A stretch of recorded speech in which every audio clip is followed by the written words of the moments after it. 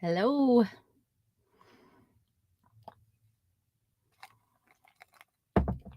How is everyone tonight? I hope you're well.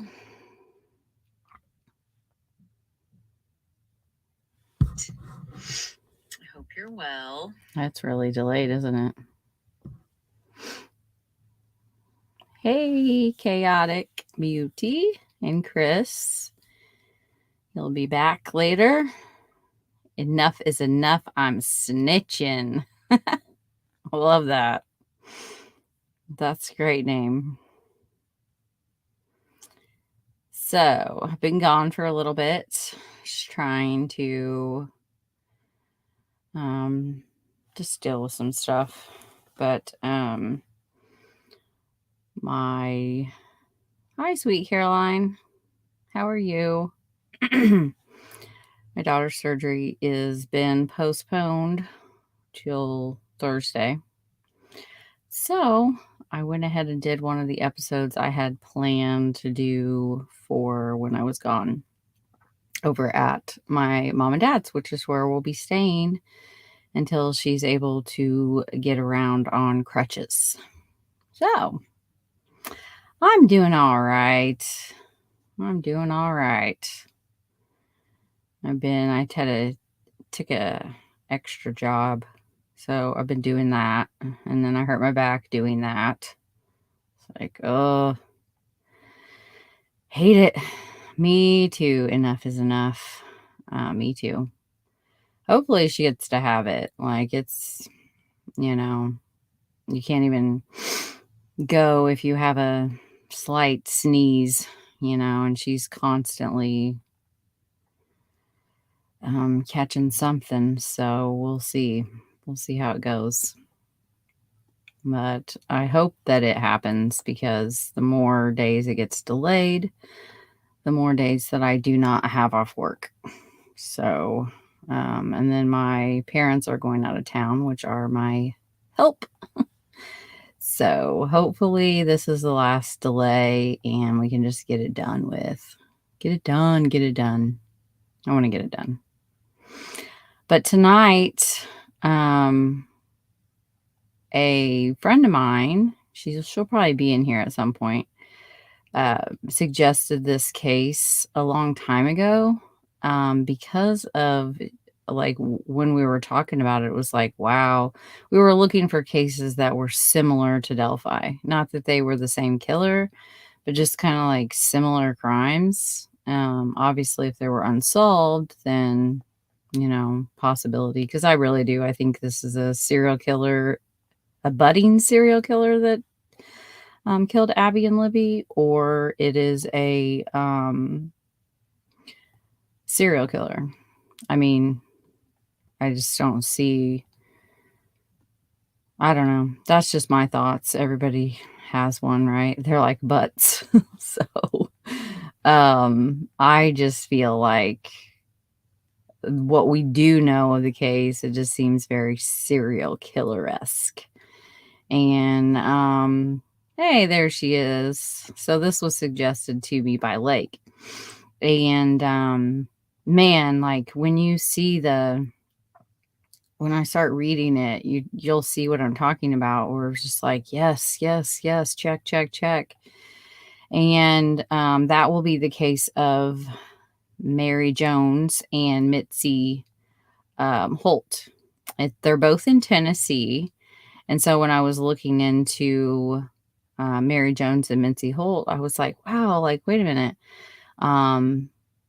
Vickie and Carla were sisters, half sisters, and they were murdered, and it is unsolved in Tennessee. They're like 4 hours apart, I think almost 5. Probably not related. I'm almost positive they're not. Now, Shannon Polk and Carla and Vickie, it's a strong possibility. But I did a podcast show with Murder at Land Between the Lakes. They are amazing. Courtney and Amelia. Or am I getting Laney. Laney. Anyways, but there are two podcasters and we just hit it off. And they had reached out to me about some similarities that they thought there might be between Shannon Polk in Prattville, Alabama, and Carla and Vicky. So I decided that I would kind of do both of them because there's a lot of similarities with Delphi for both of them. And obviously, two of them are unsolved. And the more attention you can get cases in the more areas, the better. Yeah. Hi, Hoosier. How are you? I'm glad you guys could make it tonight. Miss Talkin'. Hey, Justice Angel. How are you? It's good to see you here. Okay, so without further ado, let's get going.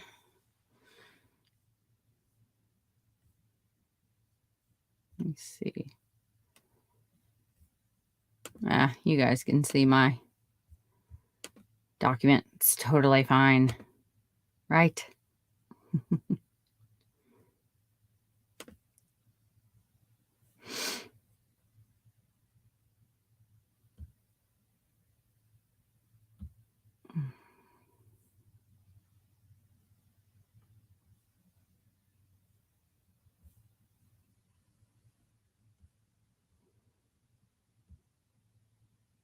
Make this a bit bigger. Okay, so this is Mary Jones and Mitzi Holt. This was published on Monday, July 21st of 1980. 16-year-old Morristown girl stabbed to death.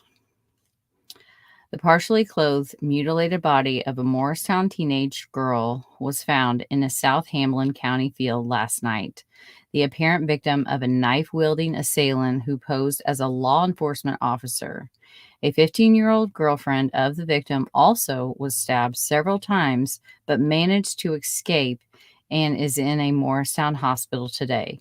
Mary Jones, 16, Route 8, Cooperhead Ridge Road, was killed. She also is believed to have been raped. She was stabbed once in the back, twice in the chest, and once in the throat.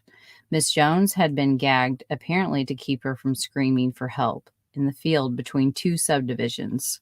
Her girlfriend, Misty Elaine Holt, Route 8, East Ridge subdivision, is in guarded condition in the intensive care unit of Morristown Hamlin Hospital with multiple stab wounds.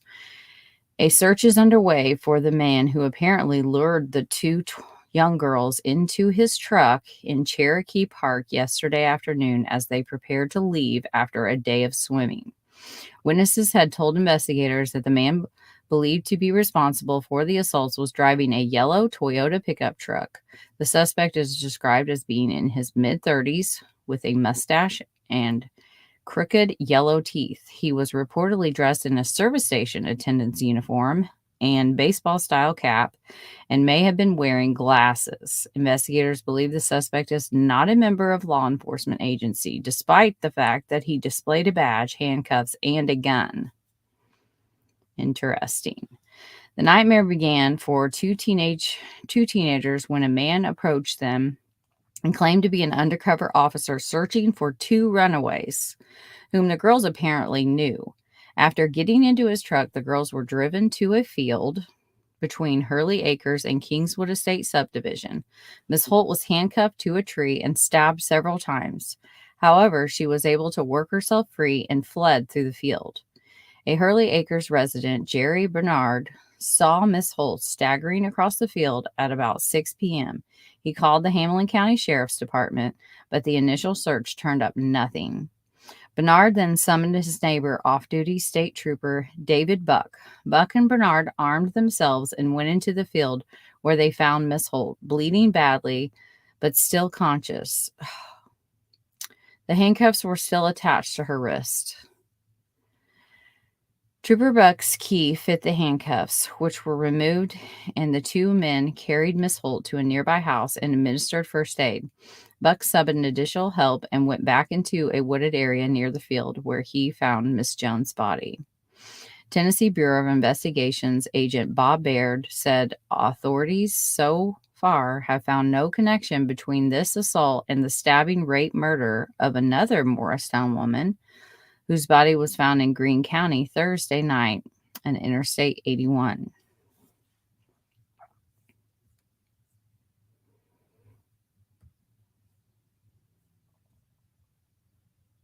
I think this is the same.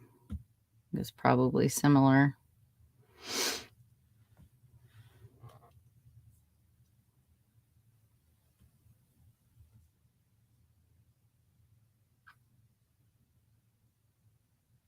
The girls were returning from their homes about 6 p.m., after spending the day swimming at Cherokee Park. They were walking home when a man asked about two runaways. He presented a badge, a pistol, and a set of handcuffs, and they presumed him to be an undercover agent. Man. Officials quoted witnesses saying the man believed to be the attacker drove the yellow pickup truck. Coffey said the girls were driven to a field between Hurley Acres and Kingswood subdivision. Miss Holt, so sad.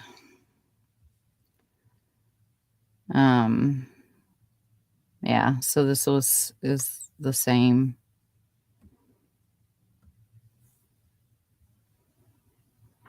And oh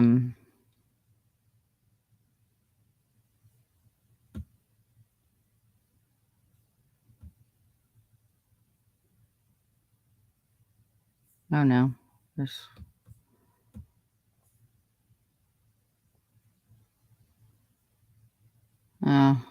hold on. I'm gonna have to find it. I didn't save it.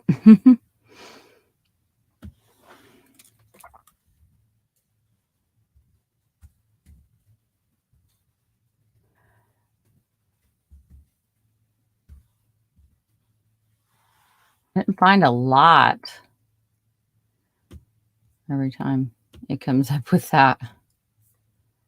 I guess I do search for things regarding Charles a lot.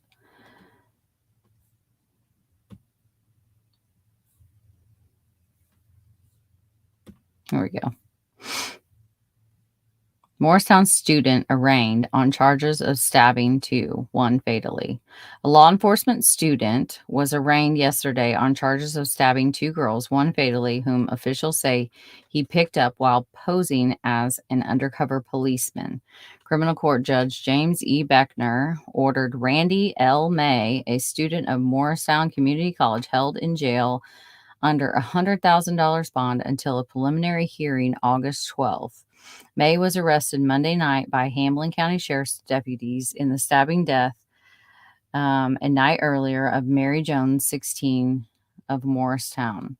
He was also charged with felonious assault with intent to commit murder after Miss Jones' companion, Mitzi Holt, was found by an off-duty highway patrol trooper with 3 stab wounds. Miss Holt was listed in fair condition at the Morristown Hamlin Hospital. He's confessed to part of it, but he claims he was unable to remember other parts of the act, Sheriff Detective Martin Coffey said. Investigators said the two girls were walking home Sunday after swimming at a park when a man asked them about 2 runaway girls they knew and lured them into a pickup truck. Coffey said the Holt girl escaped after she was handcuffed to a tree. Miss Jones' body was with 3 stab wounds and her throat cut was found in a field between 2 subdivisions, he said. And I did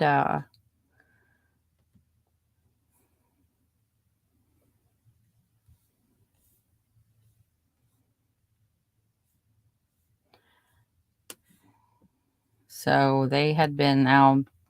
A difference is that they were taken a little bit farther. Where are you going?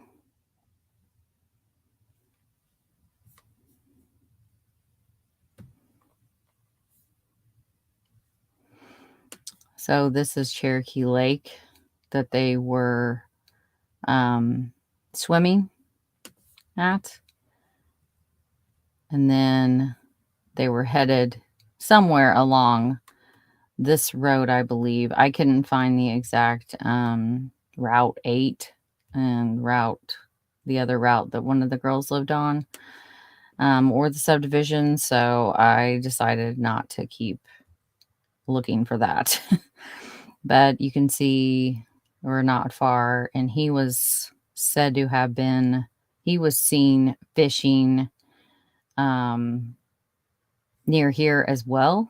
So I think that it, and then their bodies were found here.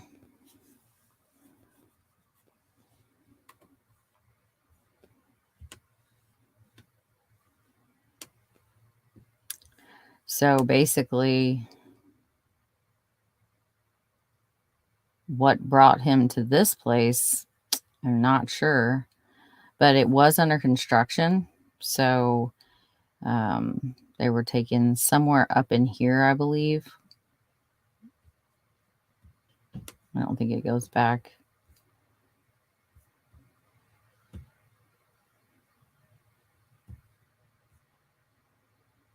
Yeah, just 92.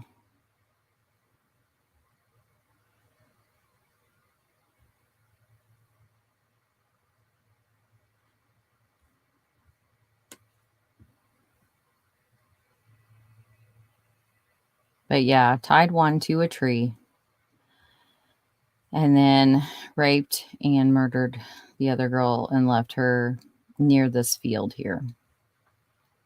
And neighbors in these two additions here were the ones that came to Mitzi's. If it weren't for them and her figuring out a way to free herself with the handcuffs, she would have been murdered as well, you know. And like, just the mind of this man, you know, the lure. I do believe that Abby and Libby were lured. Again, just my take on everything that I've looked into thus far. And I know that Lake and a few others felt a similar way of like, yeah, this is likely, it could be a strong possibility that someone with this mindset, using a authority to get these girls to obey, just like I believe that the killer did with Abby and Libby.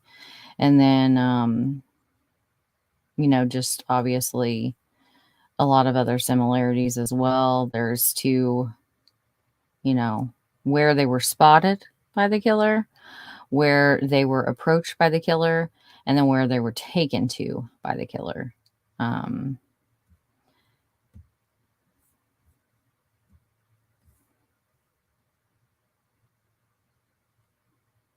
And Lake sent me this article, and it was a really good article.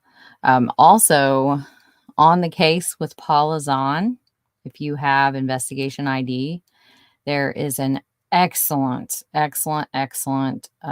documentary, like, episode of on the case with Paula Zahn on Mary Jones and Mitzi Holt. It's definitely worth watching. Trust me.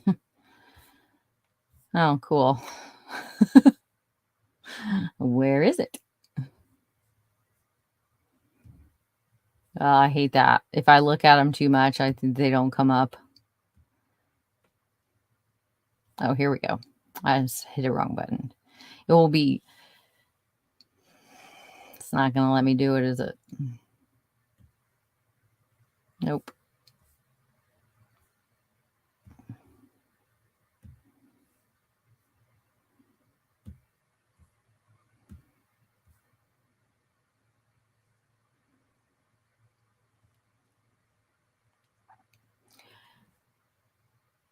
So again, this was in 1980. So this monster he pled guilty. He got a basically a 20-year sentence. And and he was up for parole pretty quickly. I mean, anything as quickly other than him rotting in prison for the rest of his life. He did try to, he appealed his plea on the grounds of a habeas corpus, which unlawful imprisonment, and asked to be seen before a magistrate like immediately. But luckily that was thrown out because he considered himself infamous, and the courts just didn't see it that way. And then so he didn't get a fair shake. And then he also said that they denied him his right to vote, which they did. They did concede that, but it was irrelevant to everything. So back in 1980, I guess anyone convicted of a felony could vote. So just a little side note of where we are. He obviously lost all of his appeals, but this will tell us about the next part. A parole hearing held Thursday for a man convicted of a brutal July 1980 murder in Hamlin County. Randy May was convicted for first-degree murder and assault with intent to murder or cause bodily harm. Both his victims, Mary Jones and Mitzi Holt Sizemore, were 15 years old at the time. May approached the two girls posing as a police officer. He enticed them into his truck, eventually stabbing, raping, and killing Jones. Sizemore had her throat sliced. She was also stabbed in the chest several times.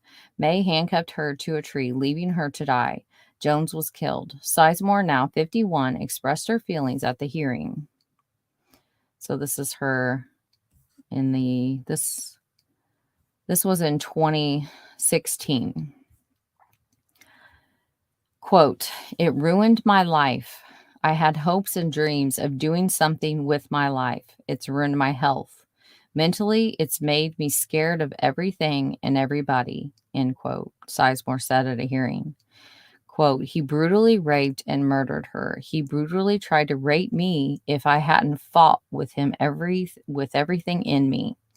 He sliced my throat, stabbed me 3 times in my chest, and handcuffed me to a tree to die," she said in her statement, describing that attack all those years ago. Mary Jones' family talked about how 3 generations of their family had been scarred by the crime.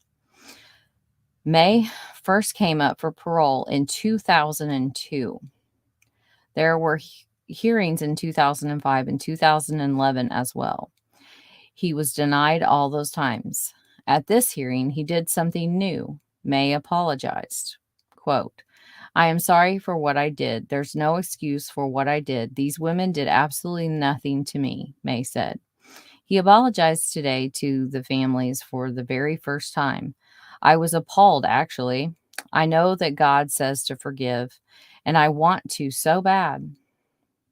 But if you've seen the pictures of what he did to my friend, and if you had to live with what I had to live with all these years, it's a really hard thing to forgive somebody for," Sizemore said. The judge finally decided May will be denied parole for 1 year. During that time, he'll have to go through a psychological evaluation board. A board will now vote on that decision, the outcome on which will be known in roughly 2 weeks. 1 year. And this went on. Let me see if I can find maybe like a different one. I don't know.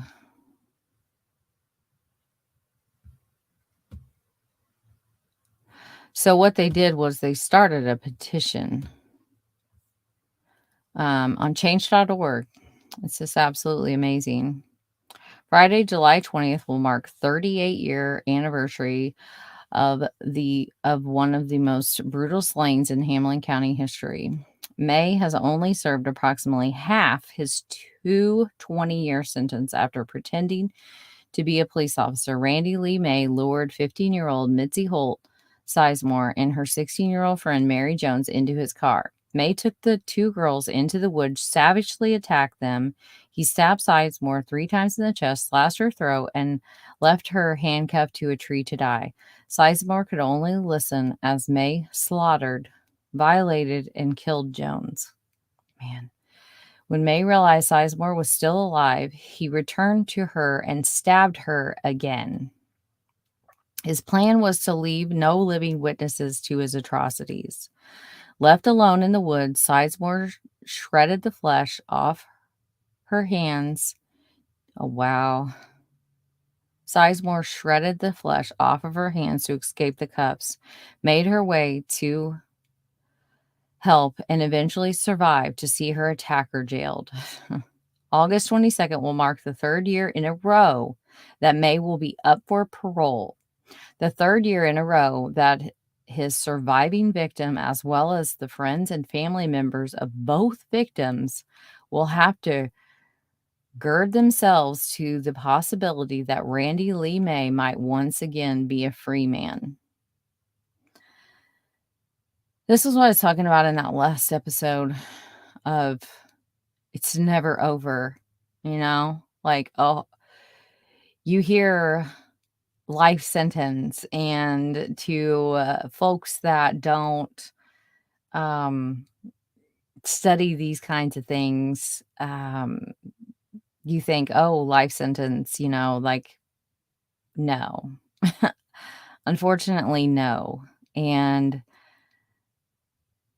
this petition ended up getting them a 4-year stay. And next year, in 2023, he is up for parole again. So they will all have to go through, and when they give their victim impact statements at these parole hearings, imagine what that's like.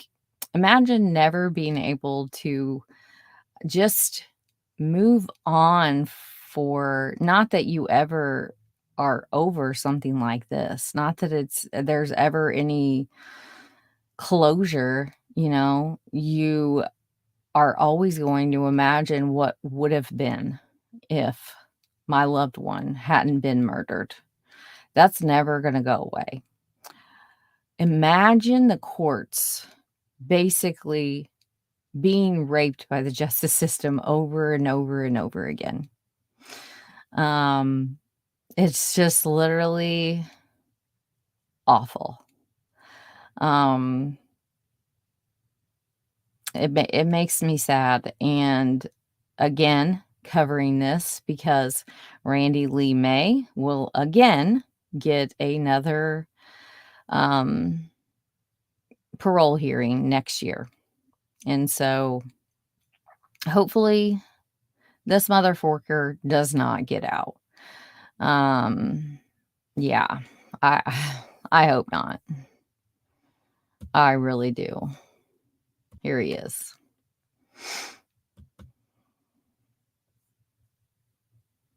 I'm sorry, but when you do something this heinous, plea deal or not, the plea deal should be that you don't go on death row, not that you have a chance to get out someday. Like 2 concurrent life sentences should mean something more than what it does. 2005, 2011, 2000, I know it was in between, more times in between there, 16, 17, 18. And then that petition worked. And that's that article that I can't pull up. I was talking about that and how basically Mitzi went on a campaign, and she did what the other victim in Australia, in the other case that I covered a few episodes ago, did. It was just like fighting back against the system. And these parole boards are scary, and that's why I will be covering my friend's case. That one is not going to be easy at all. I know that Chaotic knows what that's like to try to do. It gets very frustrating. It's a very frustrating case. And yeah, so just getting these cases back out there so that these monsters don't get out at these hearings, that they're not given a second chance. Frankly, a lot of them do not deserve it. They don't. Now, are there circumstances where yeah, but they're exceptions to the rule. They're not the rule. And especially not in violent crimes. Definitely not in violent crimes.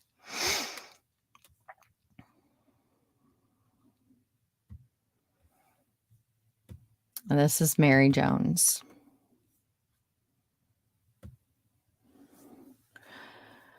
Obviously, the red hair, just different things of like what these two teens looked like were what Lake had pointed out, and what, obviously when she told us we needed to watch it, it was just like, oh, wow, and like how sad. And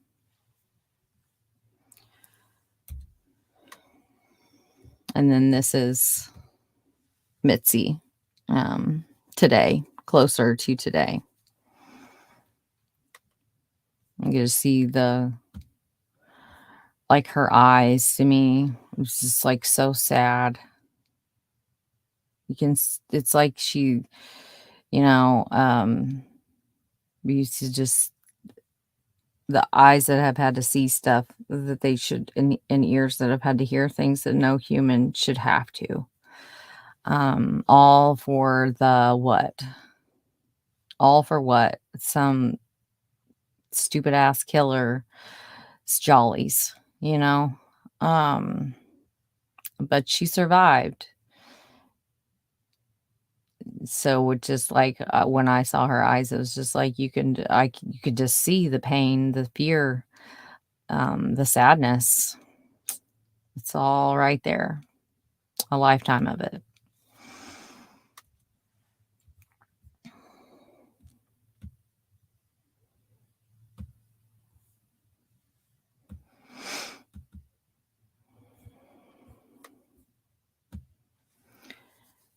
And this is basically what he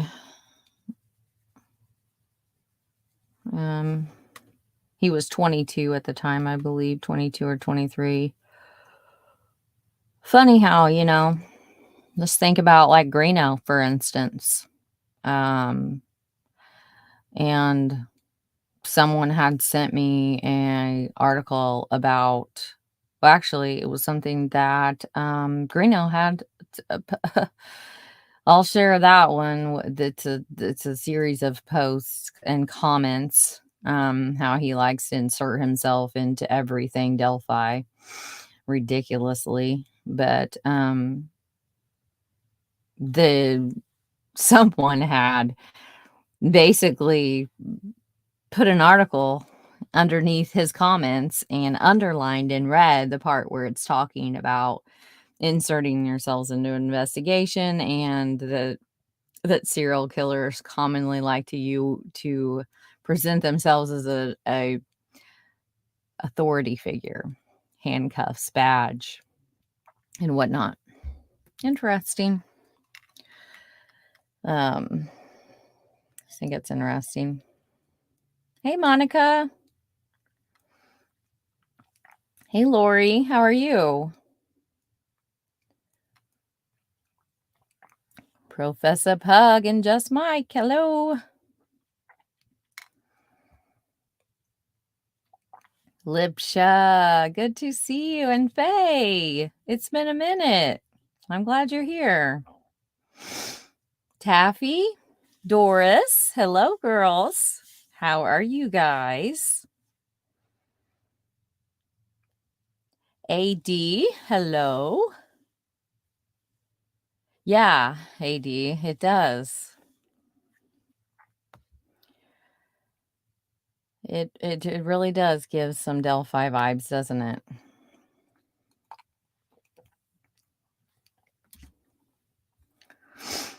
So yeah, start covering this case. Start looking into this sicko. I really feel like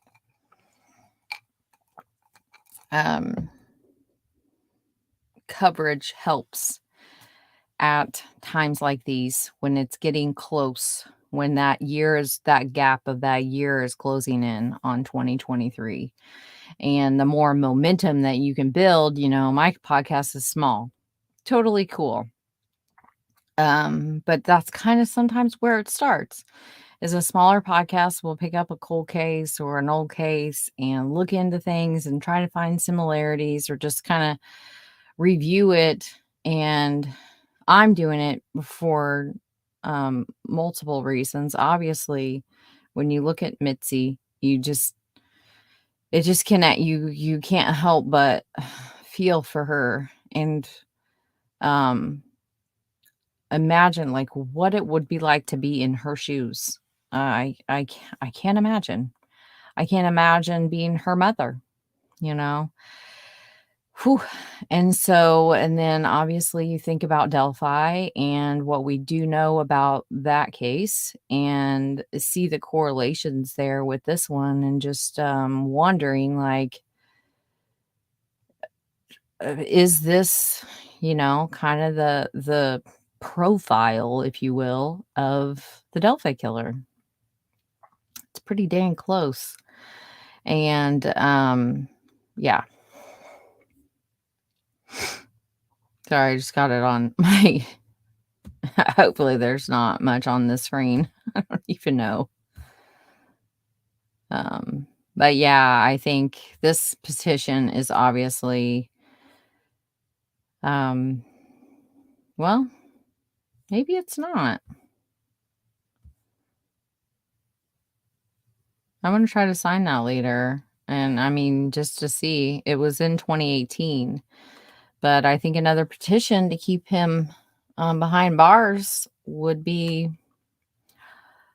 something I'd definitely sign. That's for damn sure. That is for sure.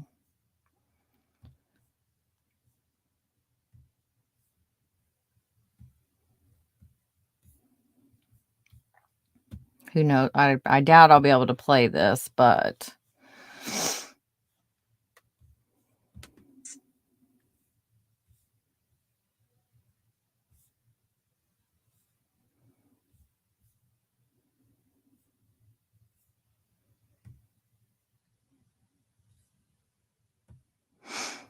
I think I should be able to. I don't understand why I can't. I see other people sharing news, like press, like news stuff all the time. I don't get it. I don't understand that. Like how I cannot. I get like a strike, not a strike, but like a copyright claim every single time. It's so bizarre. I'm going to try it again. And then this time, if I get a copyright claim, like I'm going to dispute it and just see what happens. I'm terrified to do anything on YouTube. I'm terrified they're just going to take my whole channel away from me. Like just from my peer to happen to other people and probably being overly paranoid. But we're going to watch this because it was pretty powerful. Survivor talking tonight about the decision to deny parole for the man convicted of a brutal attack. While she survived that encounter nearly 40 years ago, another person, also just a teen at the time, was killed. The man convicted, Randy May, was given a life sentence. Recently, he has been getting yearly chances at parole. Now, we have shown you the pushback from people close to this case, wanting to keep May in. So maybe if I just pause it and interject. So this was what I was talking about with the change.org. This is obviously some written in a paper. So this is Citizens Tribune. I don't think I found any from Citizens Tribune in there, but, of her just trying to take on the system, particularly his parole, on her own. In prison. And last month, we showed you the latest parole board hearing. The decision, parole denied again. But this time, no new hearing for another 4 years. Now today, WAT 6 on your side reporter Laura Holm visiting with survivor Mitzi Sizemore. New at 5, Laura joins us now here in the studio. So the question is, what is she saying now about the change? She describes waiting for a final vote is like sitting on a powder keg. But learning that parole's been denied, Sizemore says she's happy, relieved, and hopeful. I even called the board. So we'll just like say something about that and see if this works. And thank you, Wes, for becoming a member. It's good to see the members in here tonight. Professor Pug, Wes, Monica, and Lake, Chaotic. I know Hoosier was here earlier. And I know that Crimezilla was wanting to join, but she had work to do. So hopefully she's listening while she works. And thank you to the mods for being here.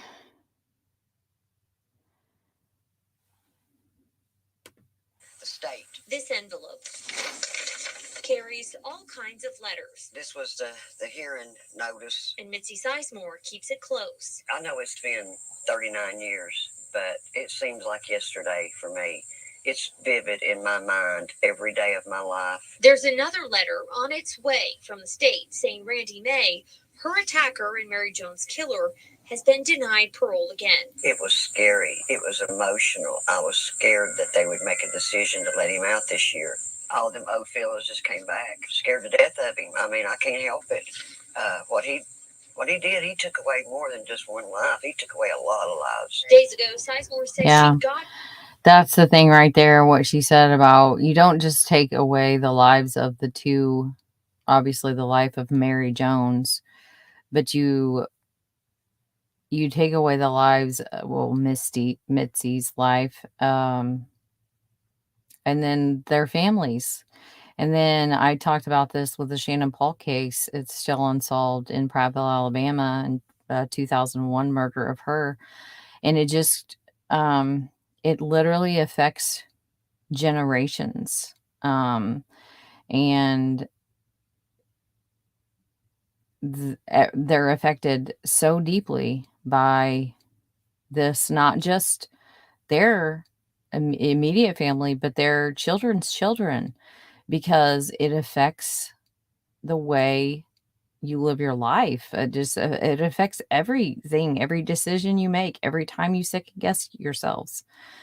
And it's just really, really sad to see the fallout of murder. Her good news from Mary's sister. I was ecstatic. I was. If I hadn't had this broken leg, I probably would have jumped up and clicked my heels together. Both families say learning that May won't be up for parole until 2023 meets the world and gives them hope. You don't get to get over what you got over the last year before you're having to prepare and get ready for the next year. It's unreal. That right scary, there. Not knowing, having to sit back. That right there. Just that. Prepare for the next year, And wait to hear or get a letter to hear what's going to happen. Over these next 4 years, Sizemore plans on sharing her story with Mary and life since that night in July 1980. And I promised her, I did. I said, as long as I've got breath in me, I'm going to do all I can do to keep him in there. That's my goal. That's my mission. Now, it is important to point out at the parole hearing last month, May apologized for the pain he's caused Sizemore and Mary's family. Yeah, whatever.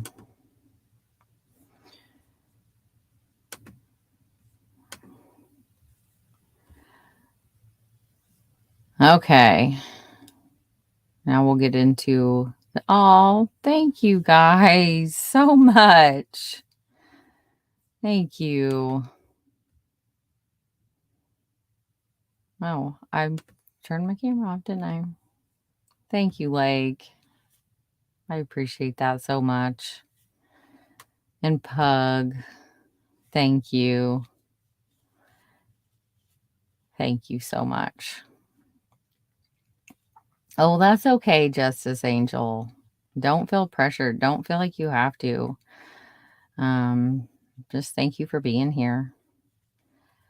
I appreciate you guys.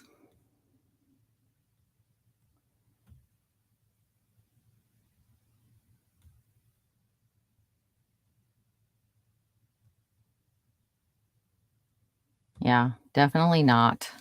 Definitely no walking. No, no, no. Yeah. Someone that brutal should not get a parole. That family shouldn't have to be dealing with this every year. I could not agree with you more.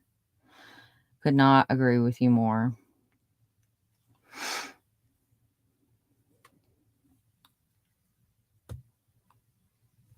Okay, now we're going to move on to Carla Atkins and Vickie Stout. So again, this was in September of 1980. Now, this is an unsolved case to this day. Carla was 14, and it looks like I forgot to add Vicky.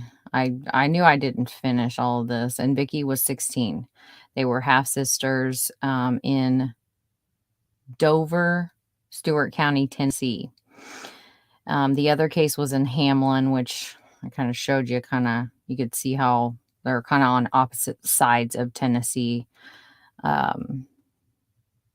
But they were walking home from a place called the Furnace. They had stopped at IGA, and then they had passed their house, walked to the Furnace, and then were on their way back home when they vanished in between the short distance. But it was it's like a 7 miles, and just a very rural town in Tennessee. And the land between the lakes is where, on the edge of the land between the lakes, is where their bodies were found. And their bodies were found near Lost Creek at the edge of land between the lakes. And it's 170 acre forest, like a blah, blah, getting tongue tied, national forest. It's beautiful. There are some ATV races there. So I'll show you on the map first.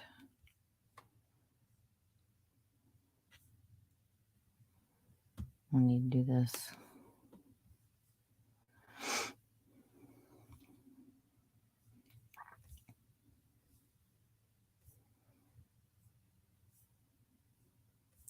So originally, like, all of the newspapers and all, the police were saying that the girls were at school and then they left, and this all happened, but they actually didn't go to school. And that was something that kind of came out through a brother who told David Ross is his name. I think I've pulled an article that he has written, and he says that he's going to be writing some more kind of on a blog. And then so much information, really, like Murder Out Land Between the Lakes, the podcast, they were able to get so much. Amelia and Lainey did just, I'm going to let you listen to a little bit of our, we did we called it Prattville Dover crossover, to where I had them on my podcast and they had me on theirs to tell Shannon's story. And then they came on to mine to tell Carla and Vicky's story. And these girls have worked for years, and they have talked to, they have gone, they have hosted things. They have really brought a sense of hope back to that case. And the mayor, like, this town wants this case solved so bad. And it just, I don't know. I think I do know who the holdup is. Jack Charlton, TBI. He is since deceased, but he just did a lot of shady shit. I'm telling you, like, all that they have been able to uncover and interviews. This is not just like word of mouth. This is like firsthand, and then telling it onto the podcast or hearing it from the individuals. They have done an excellent job. Their links are all in the description. They have a YouTube, and then they have podcasts on any podcast platform. I could not find a link tree for them, but it's definitely check out their podcasts. It's excellent.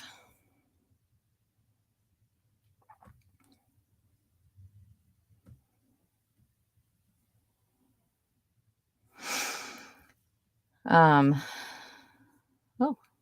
got a bit of a shadow. Okay, we're just likes to be black and white. It wasn't so bright earlier. Do I have it on like, come on. I think I do.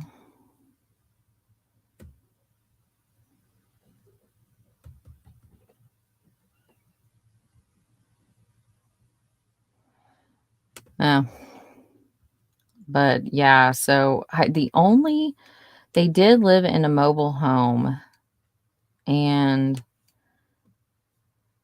these were back there in like these here. Oh, no, that's not them.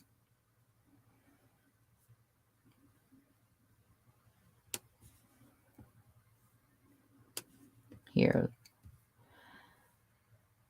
These were there in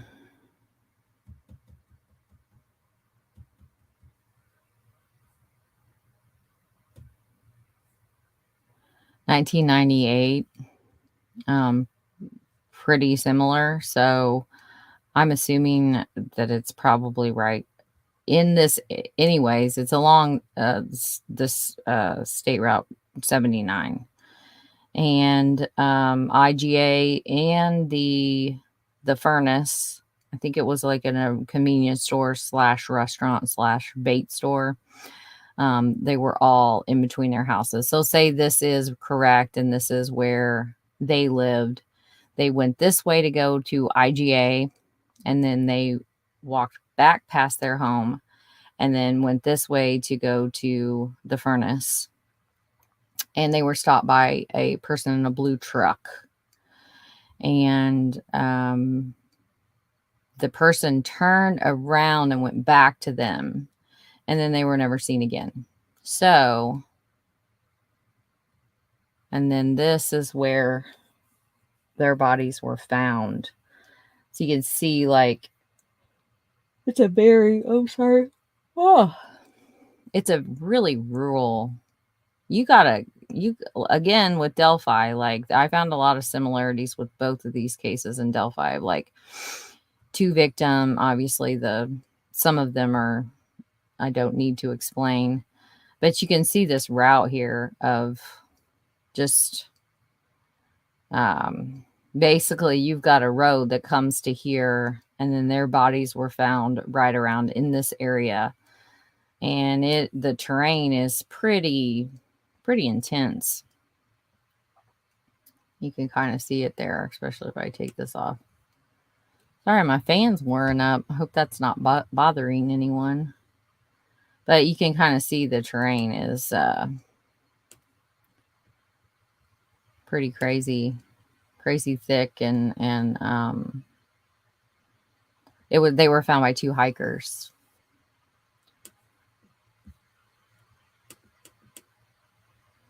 But basically it's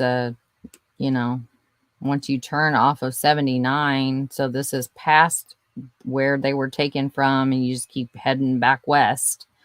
This is the land between the lakes, this whole area here. And so really just really sad.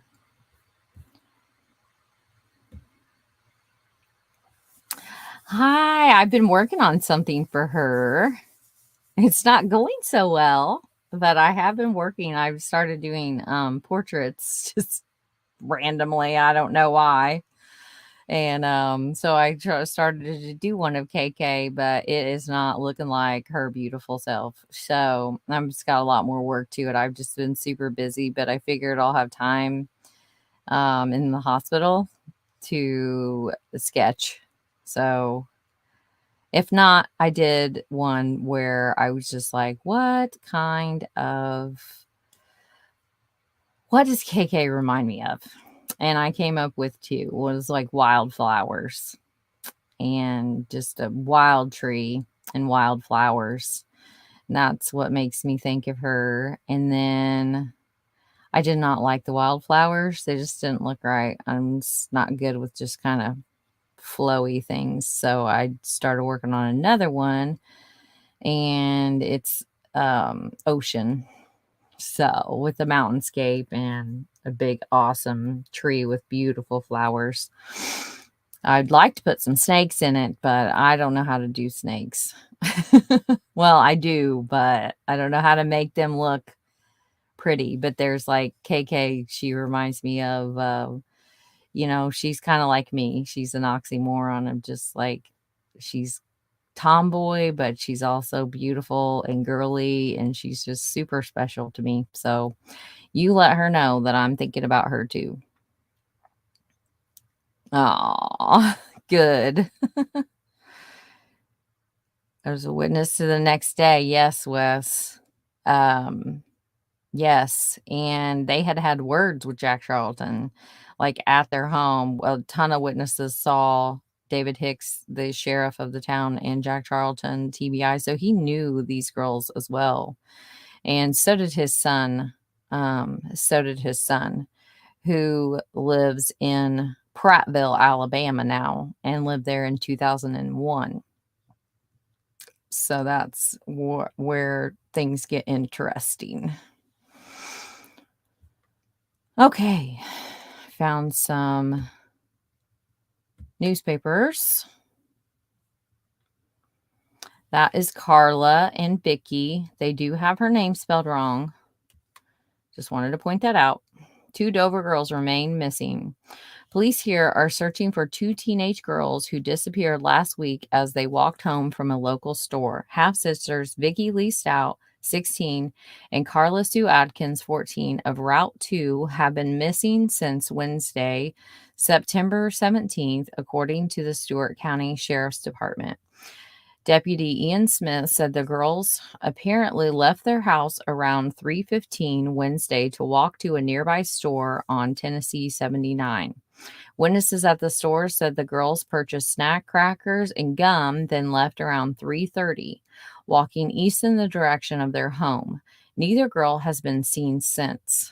Miss Stout reportedly was wearing dark jeans and flip-flops when she disappeared. She has brown hair and blue eyes, weighs 90 pounds, and is approximately 5 feet 2 inches tall. Tiny little thing.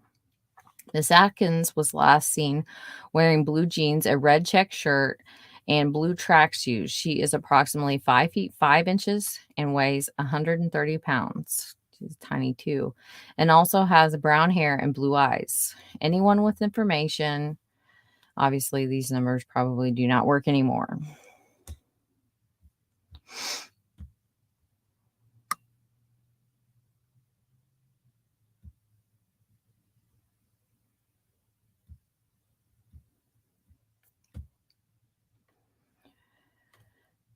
And this was another one, like with that other one, it was like they didn't end up being related, but just like there are things, there's a lot of coincidences. Just with those other cases, they're not related to this one, but they thought early on that they were related to another murder of another woman, not far from Mary Jane and Mitzi Holt. And same with this one. Stewart County Sheriff David Hicks traveled to Paris, Tennessee today to check possible leads into the murders of 2 Dover half-sisters found Sunday. Hicks was to meet with Henry County's sheriff to determine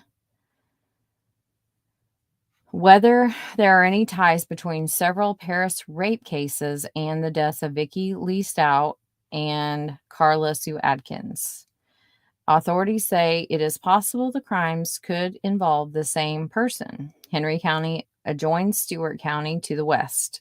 The girls who disappeared September 17th were found in Lost Creek, a wooded area and land between the lakes, 8 to 10 miles from their home.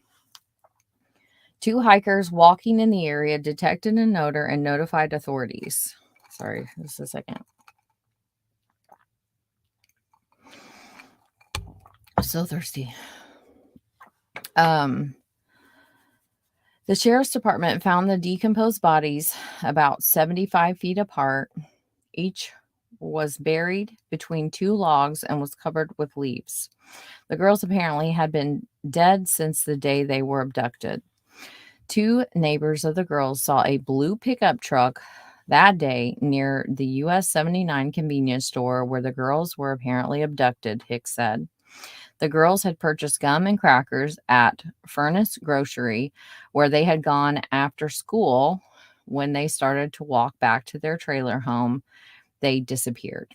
Hicks said he doesn't expect an autopsy. Sorry. So sorry. From state medical examiners in Memphis until at least Wednesday. However, he said local authorities have tentatively identified the bodies of Miss Stout and Miss Adkins. He said tweed belts, blue jeans, and their hair color contributed to the identifications. Hicks said there wasn't any evidence of sexual assault. Their pants were intact, but their shirts were gone, probably from animals, he said. Miss Atkins was shot in the back of the head, Hicks said. Miss Stout was apparently not shot. Ignore that last part because they both were.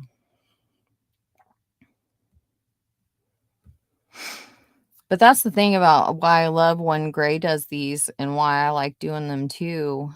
You get to see the information evolve over time. Sometimes this is a very short time, just days apart, weeks apart. And then you get to see the information as it evolves from just basically what are they saying? Because they're the ones that are important. They're more important than the news and us and rumor mills and all of that. It's like what is the different agencies of law saying? You know, what are they saying and how is their information evolving over time and how is it changing? So it was pretty obviously he spoke. He shouldn't have said anything, but he did. Okay, we're going to have to make that bigger.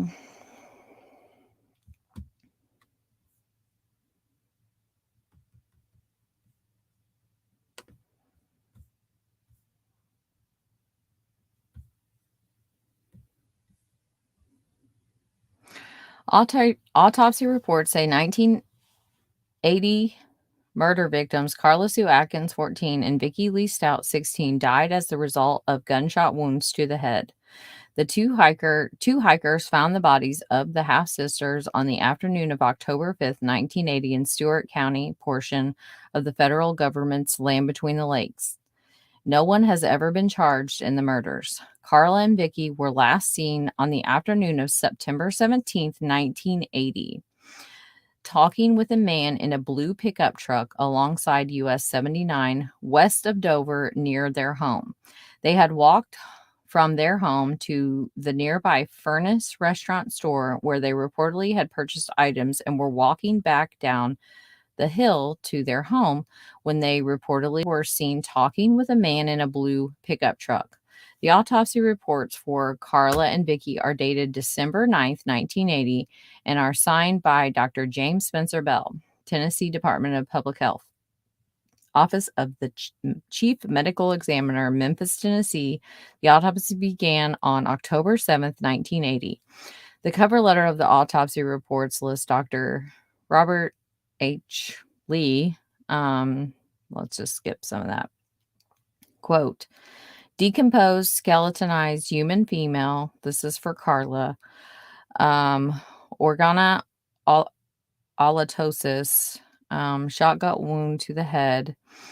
The anatomical diagnosis of the autopsy report for Vicky says decomposed, partially skeletized young Caucasian female, organolitosis, insect infestation, shotgun wound to the head. The autopsy protocol form of the autopsies from the city of Memphis hospital. It goes on and lists everybody and their brother. Yeesh.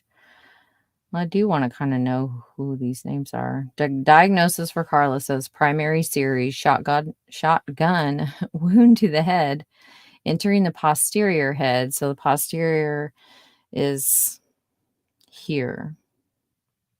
Posterior. Occipital is here.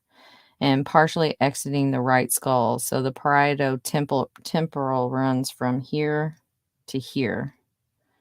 So, wow. So it entering the posterior head. So no, the posterior just means the back. Duh. So basically, Carla this is just like an execution style, like very deliberate, actually, now that I remembered what posterior means. Duh. So basically, a shotgun to the back of the head. I believe I read later that it was a 12 gauge, but you can kind of tell by, the pellets.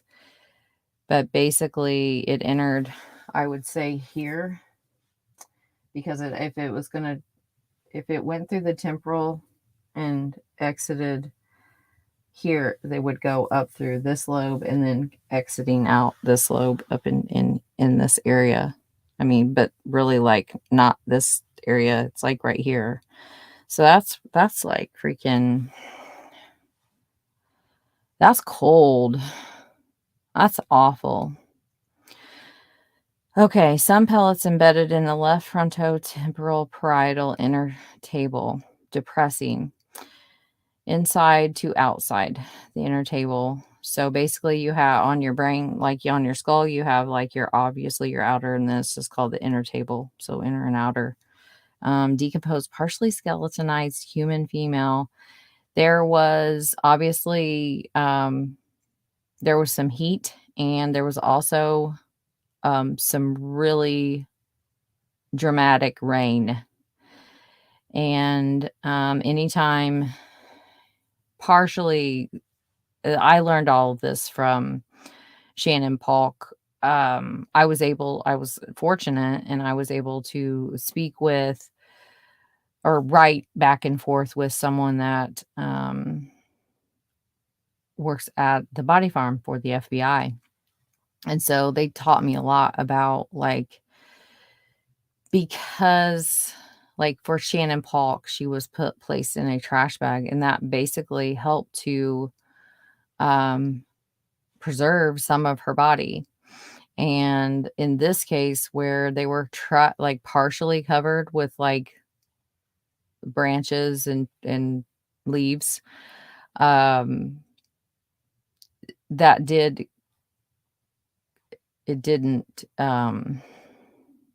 but basically they were left to the elements, and so that speeds up decomposition greatly. So skeletonized human female. So that was for Carla, and the second series is for Vicky. Decomposed, partially skeletonized white female, organolitosis, autopsy. I don't know what that word is. I know what it means, but I don't know how to say it. Autolysis, probably. Wound to the posterior head. So again, same shot to the back of the head, embedded in the occipital outer table. So same thing. If you have shotgun pellets in the outer skull, then man, that's terrible. I don't think I knew this. I didn't have this article the first time that I spoke with them. I didn't know these things. So I'm just like, just reading this. Sorry if I'm thinking out loud. Shotgun pellets embedded in the occipital, outer table, right posterior, and left. Path left to right. So yeah, again, this is the same. They were executed. They were literally executed. Multiple skull fractures, hemorrhagic discoloration of the inner table of the cavarium. That's like here, but on the inside of the skull, I believe. What? Like? I believe that's where that is. Shotgun pellets fragments recovered in the calvarium and in the hair. The body is identified as being that of Vickie Lee Stout, white female, age 16, secondary series none. The autopsies had Vickie's first name misspelled as Vicky throughout the report. Early newspapers reports also had Vickie's name misspelled as Vicky. According to previously published newspaper reports, a witness reportedly saw a blue pickup truck turn around on the highway and drive toward the girls on the afternoon of September 17, 1980. No one reported seeing the girls get into the blue truck. A 1980 newspaper report said authorities at the time said they did not know if the man in the blue truck was a suspect or a witness. The pickup truck was described in one news article as being medium blue or sky blue. A published description said the man in the blue truck was white, 25 to 30 years old, weighing about 165 to 170 pounds. He was said to have a dark complexion or suntan and dark brown hair. The identity of the man in the blue pickup truck is unknown. A 35th anniversary memorial vigil and musical celebration of life will be held Saturday, October 3rd from 3 to 7:30 at the Stewart County Visitor Center for Carla and Vicky. The public is invited to attend.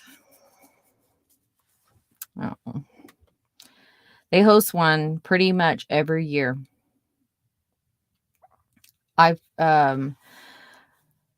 Their families they're so sweet, and her sisters and brother, like, all they want is they just want to know. They want justice, and they want to know, and they want to know. I mean, I think they do know. But to watch him get away with murder, I don't, there's no words. Again, put yourself in their shoes, and I cannot imagine, knowing, just like with Ray Hagnish's family, Cher, she's in the chat quite frequently. She's in a lot of chats.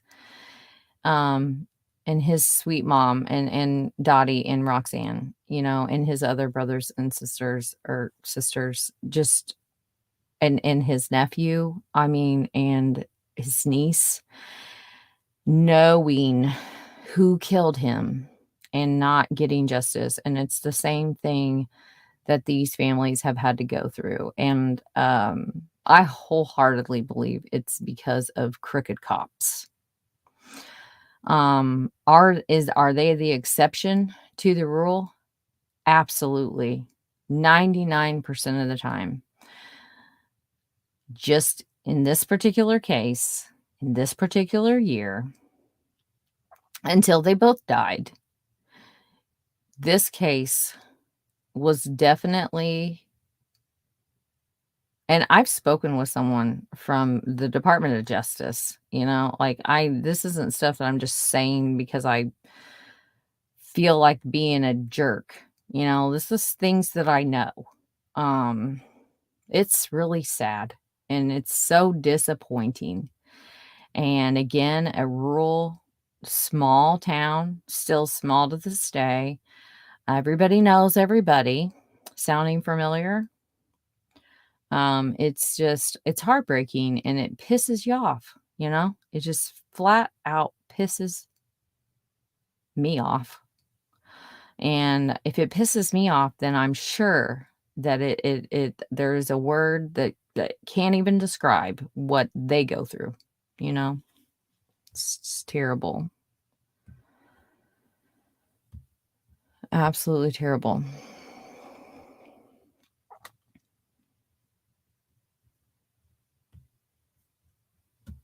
This is their brother, Roger Stout.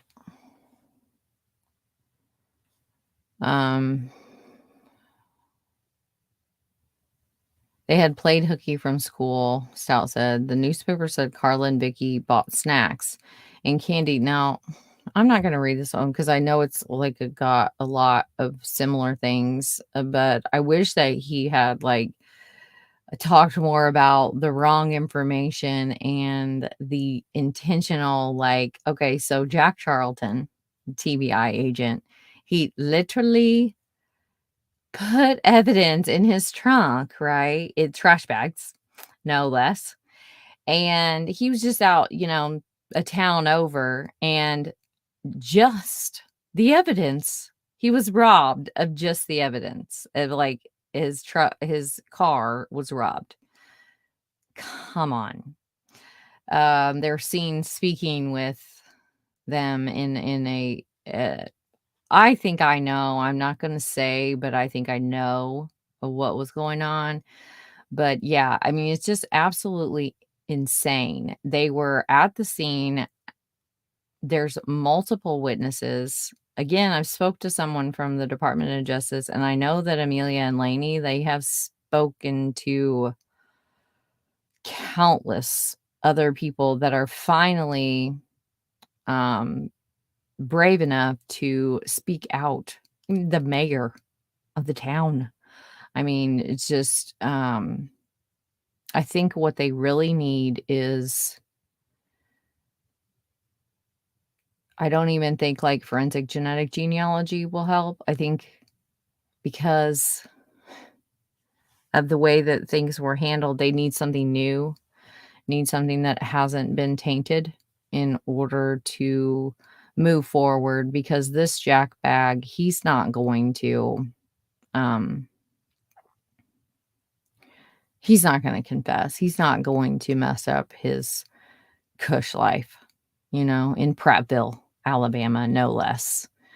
His dad died, Jack Charlton, died on the day that Shannon went missing. And they had a tumultuous relationship. And so just things that make you go, you know. Oh, what's Wes saying? Wes got a ton of information, you guys, on Shannon Polk and many other cases. He's a true advocate.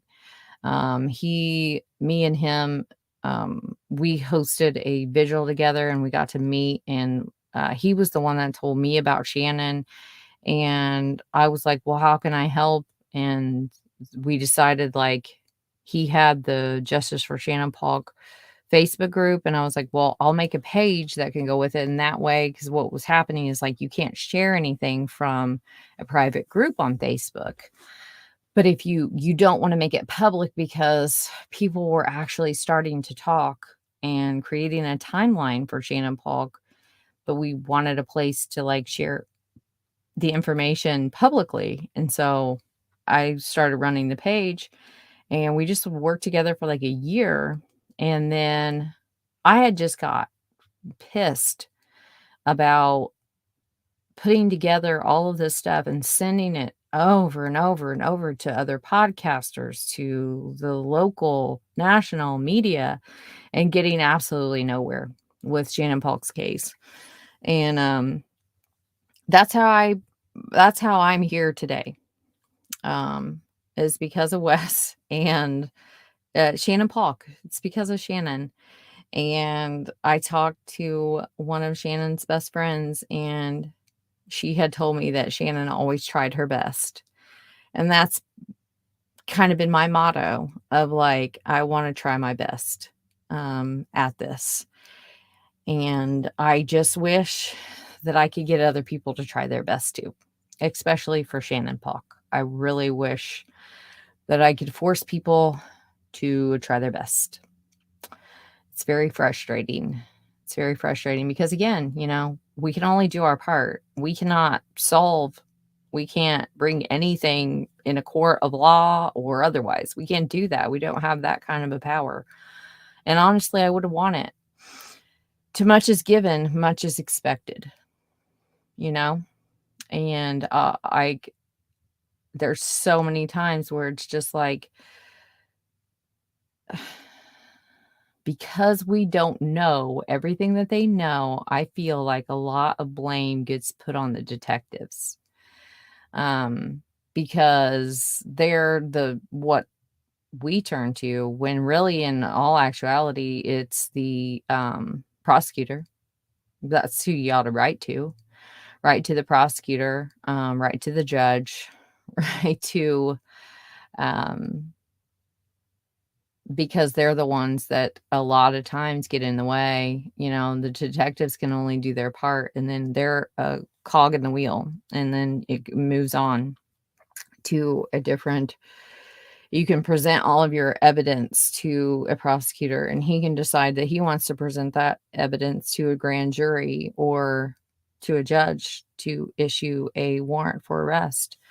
And somewhere along in that line, on a lot of times on these cold cases, there's somebody that's like, it's not there yet, it's not enough. But by God, when it gets past 20 years, you're just like, just, you know who it is, just arrest them, you know, just, and that's for Carla and Vicky. I wish that they would just arrest him. I really do. And I wish that, like, the people that know him would start speaking up. His family, his friends. I wish that they would start being a voice against him, because they're the ones that can make all of the difference for Carla and Vicky in justice. They really are.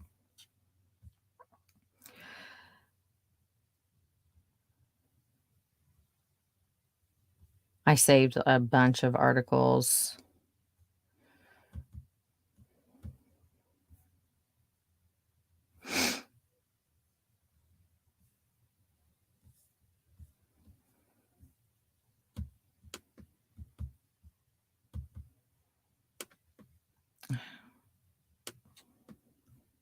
Oh.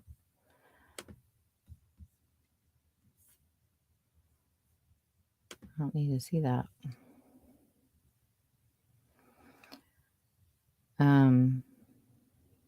Yeah. It's so sad every year.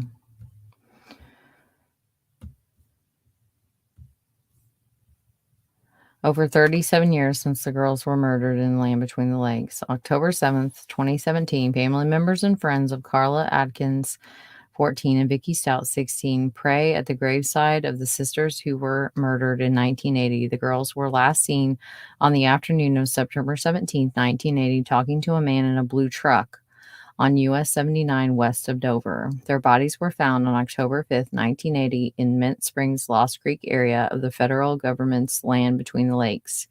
Both girls have been shot in the head with a shotgun. No one has ever been charged or arrested. Governor Bill Haslam has authorized a $5,000 reward for information leading to the arrest and conviction of the murderer or murderers.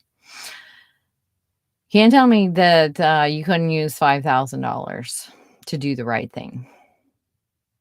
To do the right thing. Even if you think that your information is insignificant, let them be the judge of it. Because right now, the families do, at least last I heard, and according to some of these articles, there is a new regime up in there, and they are working with them, and they are shining a light back on this case. And it just needs that final peace. You know, sound familiar?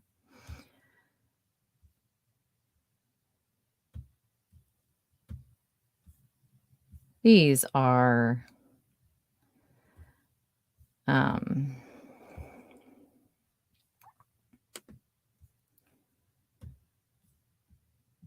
I'm super zoomed in.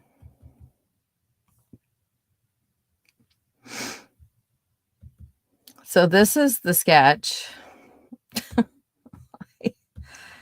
I'm sorry. I don't mean to laugh. I hate sketches. If you all don't know, like I'm pretty open about my disdain for sketches. I do portraits for a living and for like fun. I just don't love them for cases. I just really don't. Yeah, there are times when they are definitely helpful. Yeah, I know. But they're hurtful so many of the times. So I take that into consideration way more than I do other, because they get in the way a lot. I mean, look at this guy. Look at that guy. Wow. I don't even know what to say about that. I don't know. I'm just going to be silent. They have age progressed. Now, like, as far as the sketch goes, like, there's nothing particularly wrong with it. Like, it's symmetrical, you know, it looks like a face. Obviously, if you see this, you're going to think, man, this killer has some deep cheeks. Like, wow, you know, very thin upper lip, not pronounced lower lip, some deep wrinkles, even as a younger person. I feel like he looks about the same age. I don't know about you guys. I'm not seeing a big difference there. The hair is styled a little different, maybe a little bit thinner. But you know, that's just my opinion. Just don't like them. I don't think they're helpful.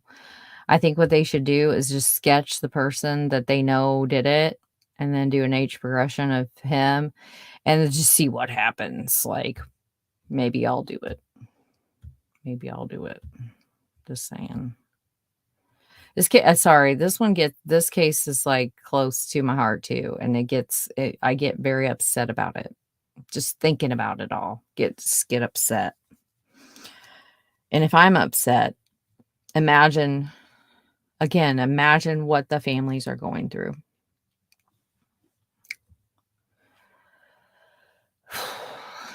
So it's upsetting. So, in what most would call the worst crime in Stewart County history, after two teenage girls went missing September 17th, 1980, when Stewart County sisters Carla Sue Atkins and Vickie Stout, 16, were reported missing. Unfortunately, the bodies of the two girls were found by hikers on the afternoon of Sunday, October 5th, 1980. There was a big push for new evidence for several months to coincide with the 35th anniversary in 2015 of their disappearance and deaths. The Standard published several articles leading up to the vigil for the girls at the Sea Visitor Center let me make this bigger. Early October 2015. In April of 2016, we received a press release from the TBI stating District Attorney General Ray Crouch Jr. is seeking information about the disappearance and homicide of Carla Atkins and Vickie Stout. Carla and Vickie were last seen on September 17th, 1980, as they were walking. I'm so sorry. I'm sorry. Just very tired, to be honest. Walking on Highway 79 in Dover, Tennessee. To everyone's dismay, there were no new revelations or movement on this case. Now there is a new effort. According to a press release, the Standard received Monday, September 14th, stating 40 years after the unsolved murders of half-sisters Carla Atkins, age 14, and Vickie Stout, age 16, the podcast Murder at Land Between the Lakes, a podcast dedicated to helping solve the case, will debut the first segment of a special 3-part episode called Justice for Carla and Vickie, 40 years later. As both a podcast, my gosh, I think, and I feel very short of breath, so I think the yawning is actually from, and I just can't seem to catch my breath. I'm so sorry. I'm going to pause for just a second and catch my breath.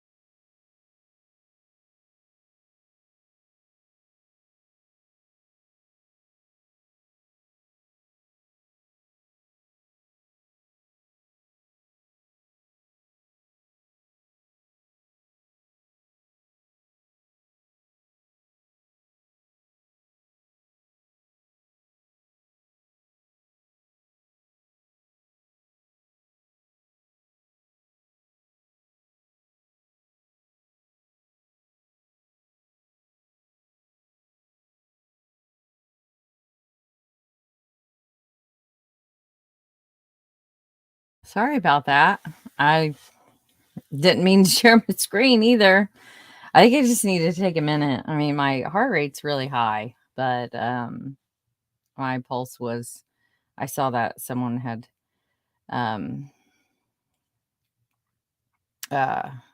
told me to, if I had a pulse oximeter, and I did.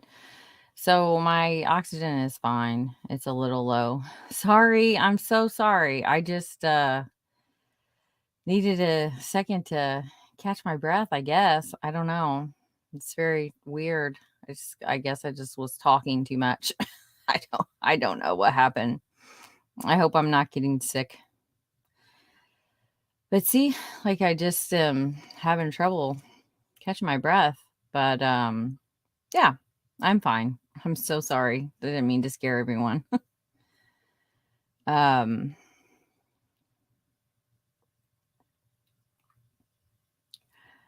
so sorry, everyone. I didn't know you were so worried. You must have been able to hear me kind of like gasping. Must have been.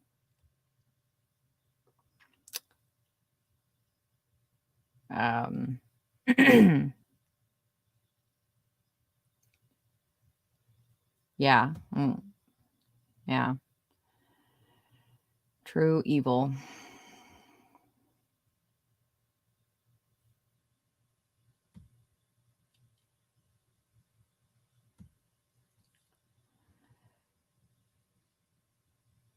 Okay. Yep. Right after he left Dover, Tennessee, though, right, like literally right after he was sent away. And he went to another state where he met a neighbor of Shannon Polk, and she was a neighbor at that time. And they're also stayed friends, and like the company that he worked for, they that's how he ended up in Prattville, Alabama, and hasn't really been back to Dover since this happened.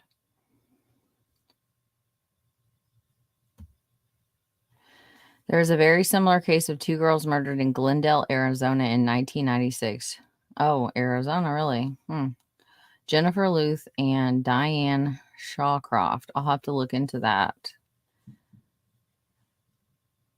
I've not heard of that one.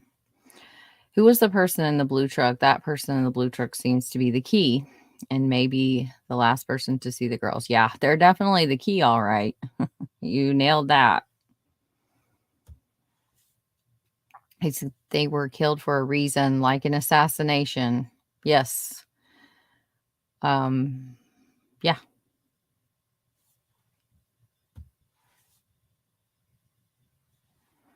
Yep. Yes, please hit the like and share the videos. It does seem to help.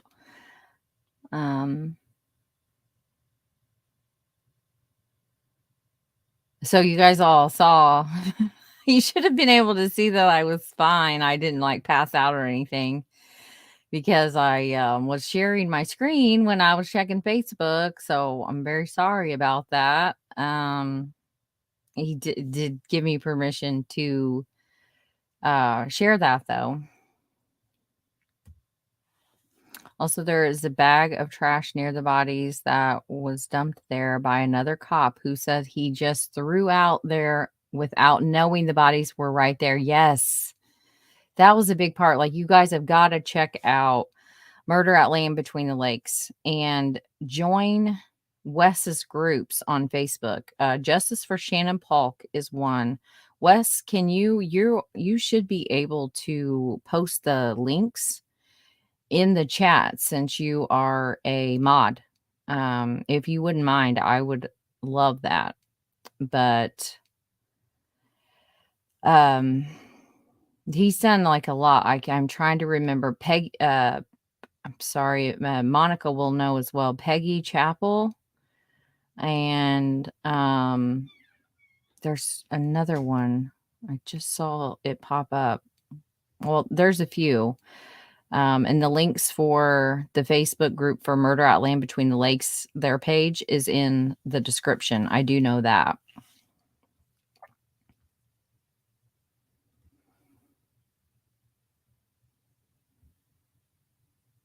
Yeah. I like, come on. I mean, you guys show me.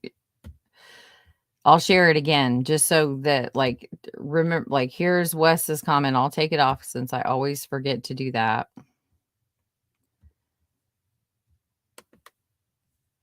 So, but you saw his comment about just throwing a random trash bag out there, right? Come on now. Look at this. Look at this. Come on. Absolutely not. Not buying it. Look at this road. Like, come on. I am not buying it in the least. I mean, that's absolutely ludicrous. It's ludicrous. It's unbelievable, and it should be treated as very suspect, very suspicious behavior. There's no other way to look at that. Like, there's nothing around. This is all, it's a national forest. It's not like there's somebody's house right back in there, you know, like this. It's absolutely ridiculous. Here I go again, getting all worked up. Sorry. No.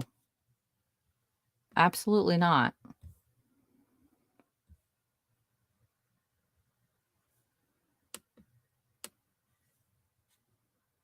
Yeah, I didn't think so. Yeah, you're just going to drive down all, you're going to go through all of this. No, it's not even going to. Yeah, no. You're going to do all that to take your trash, just one trash bag, and dump it at the site where their bodies were found. Absolutely. No, you're not.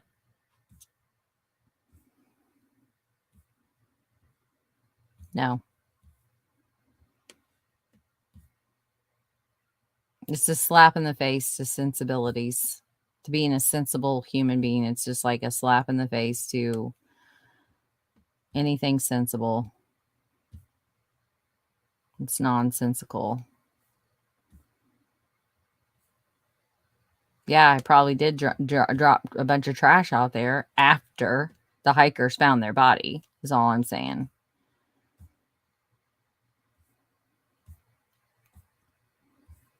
All nature preserve, like, this is a national forest here. No houses coming along this way.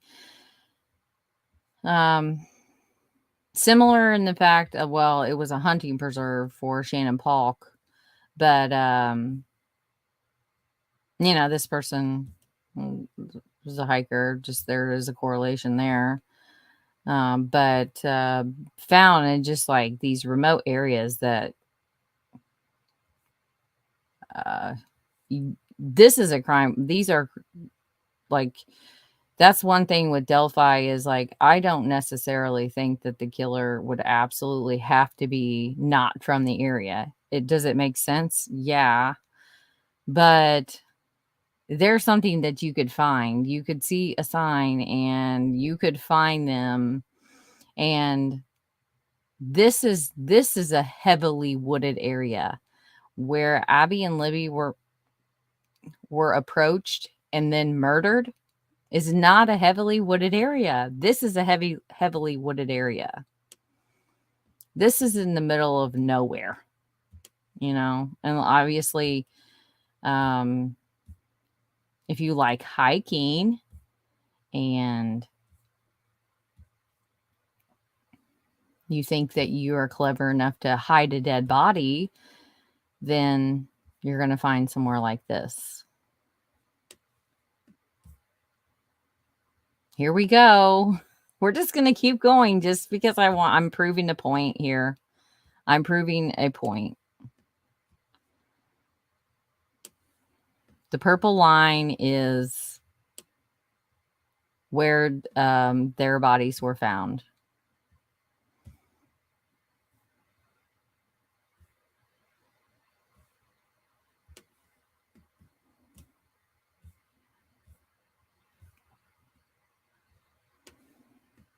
And I'm not gray, so I don't know how to like stay on the path. Oh, here we go. I'm going to take my trash out. There's nowhere closer than this. Now we're just off-road. Like you're walking. Now you're walking. It's ridiculous. Come on. Absolutely ridiculous. Did that prove my point? I'm pretty stubborn. Pretty stubborn. Aw. No, I don't believe that at all. There's a lot of people that just got busy, you know. We did it together, better together, and we really are. It's been a long. Law enforcement needs to at least. Yeah, I agree. I agree. Hey, Kaleidoscope, how are you?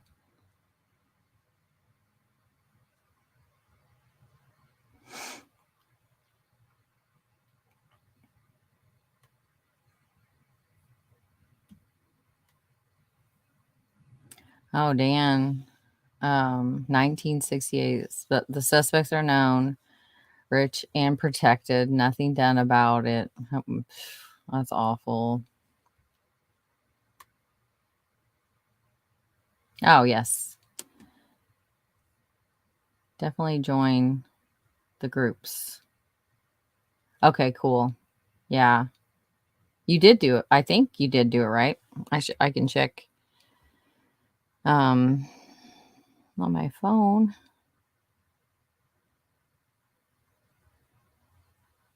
Yep, that's it. Good job. You did it. It really is. There's a lot of things in both, really. Makes you go,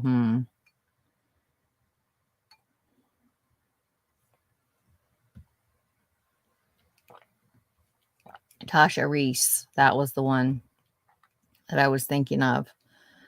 Susan Osborne and Evan. I don't think I've seen those ones yet. Or Michelle Bishop. I think I have. I just don't think I've looked into Susan Osborne and Evan Chartrand.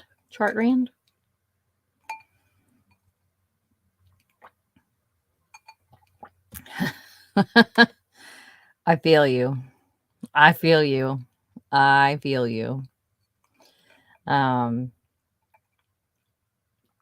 Yeah.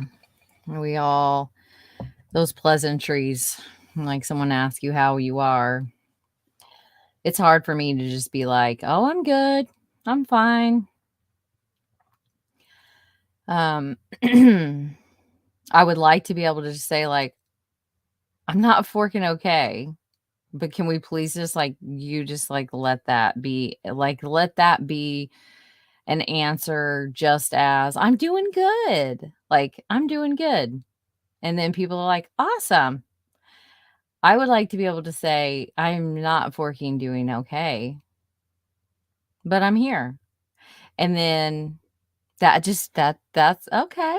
I hear you, like that should be a thing too. Should be able to say that. Instead, people feel obligated, or they just, because they care, they ask.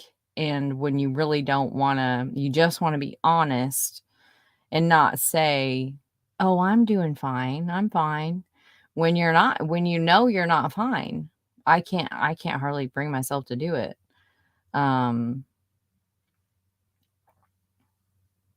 Yeah, like I have a hard time with that, of just not being truthful. But just because I'm truthful doesn't, to an extent, doesn't mean that like I automatically want you to like ask me, you know? Like it's a hard dichotomy. Hey David.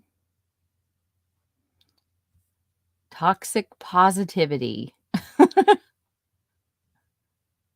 I don't know what that means, but I mean, I do know what toxic and I know what positivity means, but I don't know. Oh, yes, I do. Yes, I do. I'm sorry. I got you.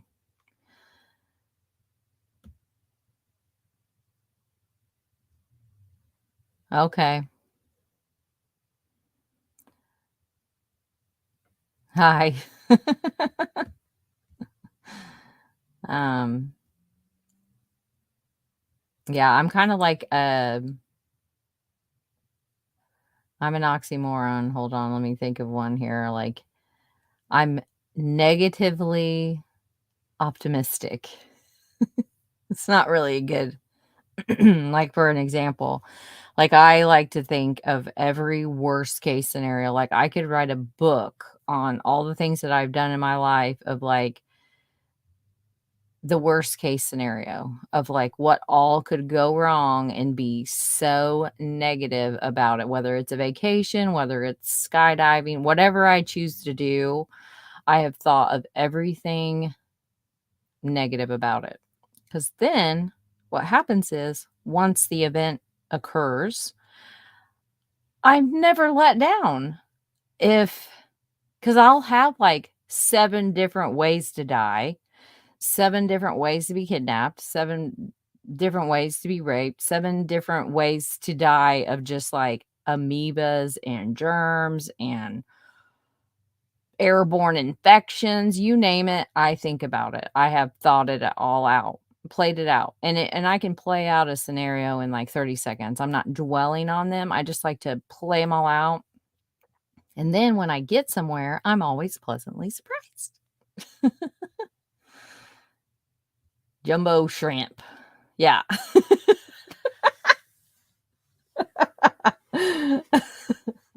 Yeah. Jumbo shrimp. Hilarious. I love that.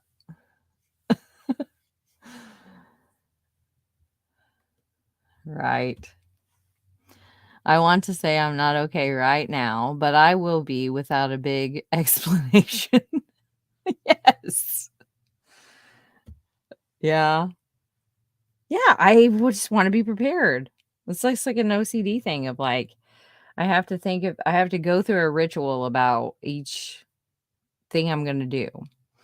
Like, for instance, this surgery.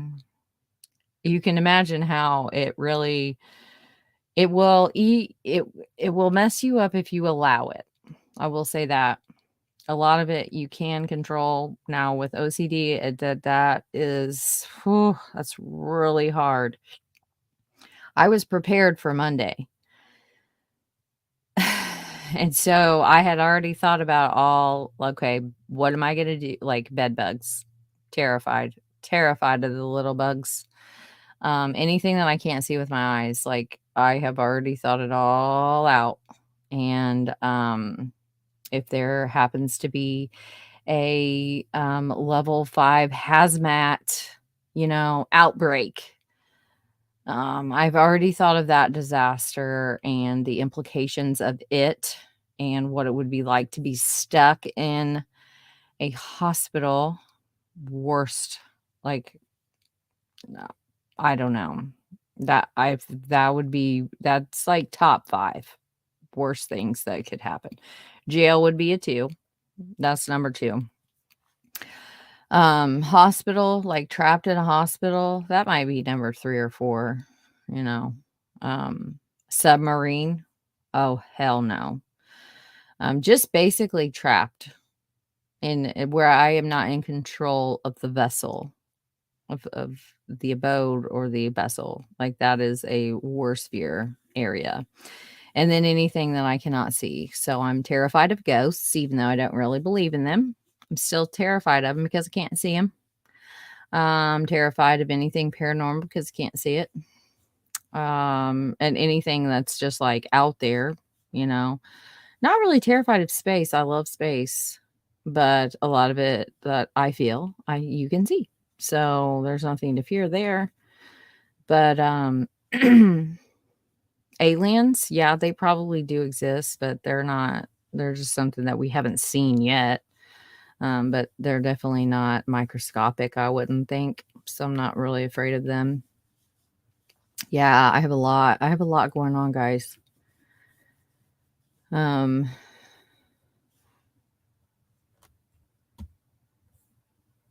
is a thing. It is a thing. I say that all the time. It's a thing. My husband was like, if you said it again, so now therefore it's not really a thing. Like if you say it's a thing, I guess that is like code for him to say that now he knows it's not really a thing because I say that so much. I do it, and then if I feel like talking about it and they're willing to listen, great. If not, that's okay too. Really rocks. Yeah. Crimezilla, you made it. How are ya? We're just wrapping up. I was going to share my screen, which I'm already doing, and show this image I was sent. Yeah. There's that light blue pickup truck back there. And yeah, that guy. Interesting indeed. You can see where someone with handlebar mustache, that could be, you know, it's basically a dark and light shadow. Just saying.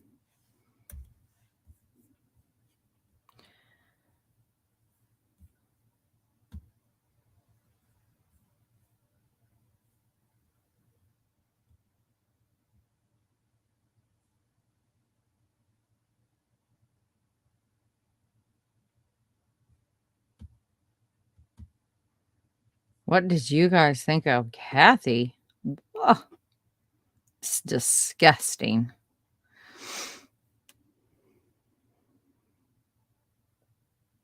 If you're in the Delphi groups, then you know who I'm talking about. But she was arrested for sex crimes against someone between the ages of 11 and 14. And she's all up in the Delphi group. She's like an old lady. It's just absolutely disgusting.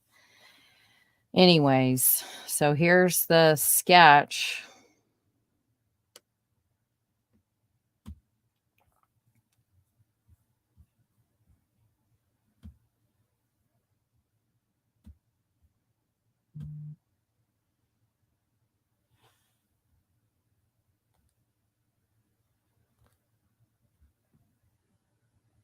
Oh, I'm sorry. I didn't mean to scare everyone.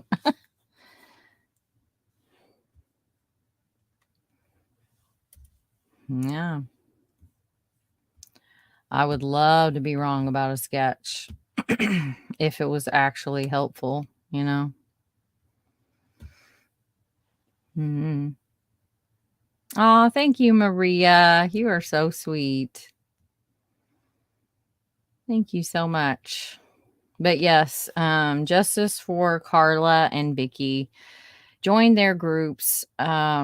Support their family. I had one more thing I did want to read. I don't think I needed. Yeah, I'll share.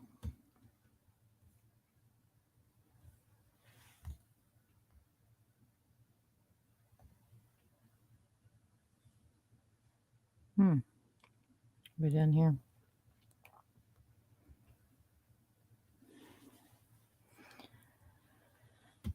This is one of their sisters.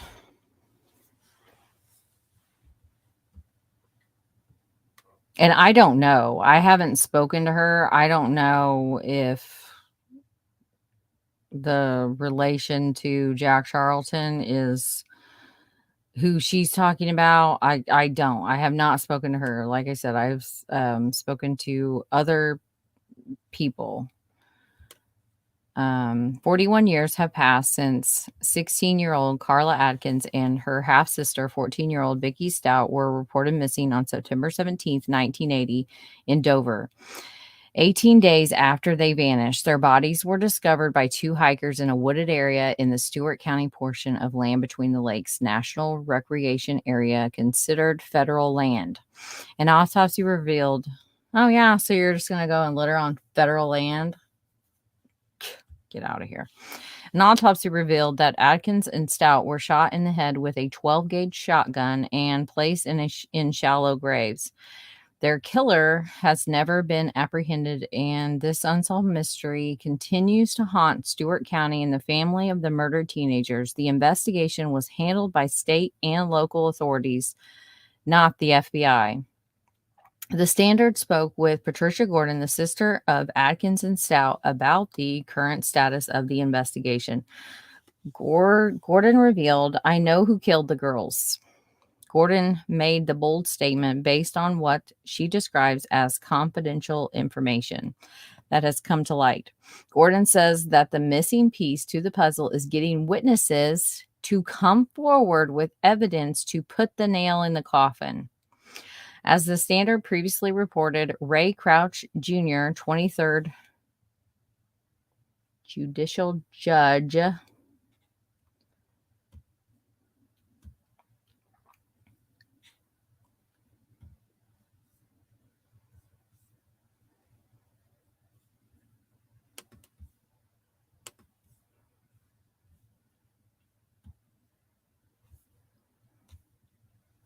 Attorney General, said last year on the 40th anniversary of the murders, he feels the killer was most likely local, and there are 3 or 4 people he is highly interested in. Crouch also revealed the TBI, Tennessee Bureau of Investigation, has assigned Special Agent Zachary Burkhart to the case. Moreover, Crouch revealed evidence in the case was sent to a private DNA laboratory with more capabilities than what the TBI has. The lab is using new cutting-edge forensic methods to put together a DNA profile of the killer. DNA testing was not available in 1980 when Stout and Adkins were murdered, and the evidence has never been tested until last year. Crouch also said the bodies of Stout and Adkins may be exhumed depending on what evidence the laboratory is able to get from the evidence that has been tested. Gordon said she was informed the DNA test did yield some findings, but was not told about the specifics of those findings. Gordon also told the Standard DNA tests are still being conducted in the case. While the case hasn't been solved, it should not be classified as a cold case either. Gordon says leads and tips are still coming in from the public and investigators are still interviewing people about the murders. Gordon credits the Murder at Land Between the Lakes podcast, hosted by Amelia Courtney and Lainey Sullivan, for bringing more attention to the case. This case has progressed more in the last 2 years than it has in 40 years. I think people are really talking. Gordon said, people are talking to the Standard as well. Last week, a man who wishes to remain anonymous came into the Standard office and revealed the identity of a man he says may have knowledge of who killed the teenagers. He told the Standard he was interviewed by TBI Agent Burkhart.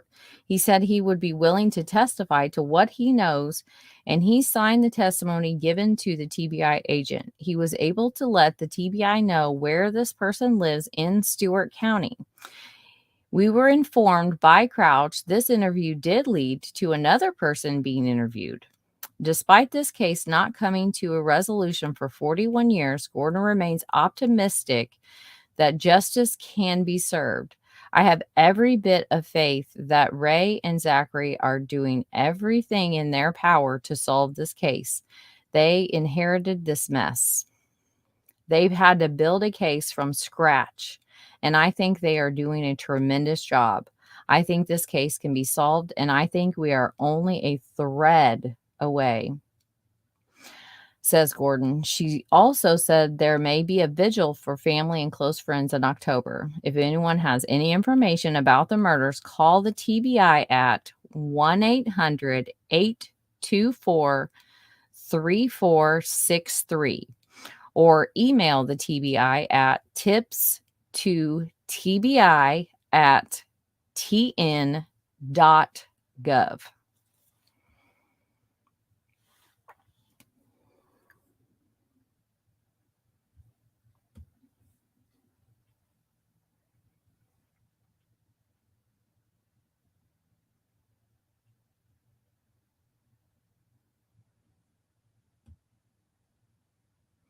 This was the website I was telling you about. So it just like, I mean, it says 5/24/22. And then he's written on here, Land Between the Lakes, Lost Creek child murders are one of not the, but one of the most high profile unsolved murder case in the state of Tennessee and throughout the Land Between the Lakes region. The 1980 Lost Creek child murders of Land Between the Lakes remained unsolved to this day. No one has ever been charged or arrested. It has come time for me to write about the child murders of Land Between the Lakes, Lost Creek. For decades, I have pursued leads, interviewed sources, talked on the record with cops, media outlets, ghost hunters, investigators, potential witnesses, you name it. I gotta remember to breathe when I'm reading. I have published some things I know about the baffling case, but I think the time has come for me to write more. I will be taking my time in writing this narrative. Many of you already know the basic details. In my opinion, this double murder of 2 children in Land Between the Lakes can be solved. Will it be solved? I'm not so sure of that. Stay tuned. And these are sub of the... Here we go again. It's because I think it's because I just forget to take a breath when I'm reading. But that website is in the description. And let's see. Can't tell. Oh, this one is where I interviewed them. I don't know if I could pull up. Oh, yeah. Oh. This is mine, so I can play it if I want to, right? Greg Hubler Chevrolet presents multi-platinum selling artist Trace Adkins, Lone Star, Diamond Rio. Age 16. That they were Breslow. There is a picture show. So really using all of the resources that we have at our fingertips that we've best handled the pressure is to continue to press on and look for answers where we know that they haven't been looked for before. So really using all of the resources that we have at our fingertips and not stopping and continuing to keep this as a priority for us and hopefully all of the others who are involved and can make a difference in the outcome of this case has been how we've really, I think, best handled the pressure. Yeah, you're very similar to me. Is like you reached out and were in contact first and then started. That's how I came to do this, was just being in the group and then the family reaching out to me. Your guys, it is really like as the information is coming in and as it's evolving, and through your podcast, you've been able to get so many answers from episode to episode. I think that's really cool that people listen and they reach out and say, hey, even if it's like, hey, that wasn't right. And the way you guys handle that is just brilliant. Why I named mine Cold Truth. This is the reality of what they lived. For me, I just wondered if I feel this, and I've grown to love so many of Shannon's family and my other 2 cases. this pressure of, what if I let them down? What if this doesn't get the result we want? I just wondered if other podcasters feel that way too.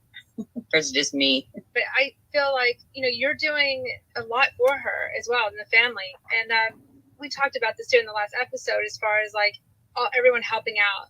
And they called them, citizen detectives. And I learned a lot from, Billy Jensen in his book, Chase Darkness with Me. And asking for help from the public is all we can really do at this point. It's been 40 years. A lot of the evidence is gone. And, and like you said, when we get something wrong and someone's telling you got something wrong, that's all we can hope for, is trying to get it right and trying to get the answers. And that's all you can depend on, is what people remember. And people might have answers, even if they think even if something so small, it might be what we're looking for. Even if they saw the girls that day, just saw them in past, they're not telling that because they think it's not important. It is. It's part of that timeline. And they don't even think it's important. And it is. It's so important trying to nail down what happened that day. Where were they? What were their plans? Why did they miss school that day? Who were they talking to that day on the phone? Everything is so important. Oh, yes. And the devil's in the details. Yeah. And the devil is an actual real person. When you can nail down as many details as possible, you can usually find the devil. I just want to hear Carla and Vicky's story, go through the timeline, what happened, however you want to tell their story. September 17th, 1980, Carla and Vicky missed school that morning. And some people believe that they didn't miss school on purpose. Some people believe they did miss school on purpose. And there's a lot surrounding that. That morning, Vicky's boyfriend, Randall Riggins, was set to turn himself into jail that day, along with her brother, Randy. Randall and Randy and another guy by the name of Bobby Morgan came to the house to say goodbye, and they went off to the courthouse. Carla and Vicky, later on that afternoon, around 3 o'clock, left the house to head down.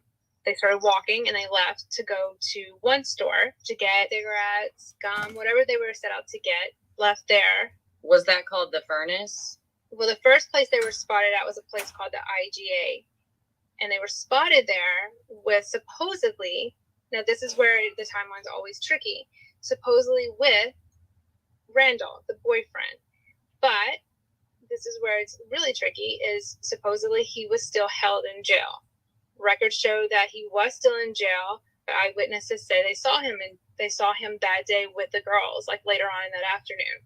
And so... And multiple witnesses. Right. Multiple witnesses saw him with the girls. Now, Randy, the brother, did stay in jail that day. He was held in jail.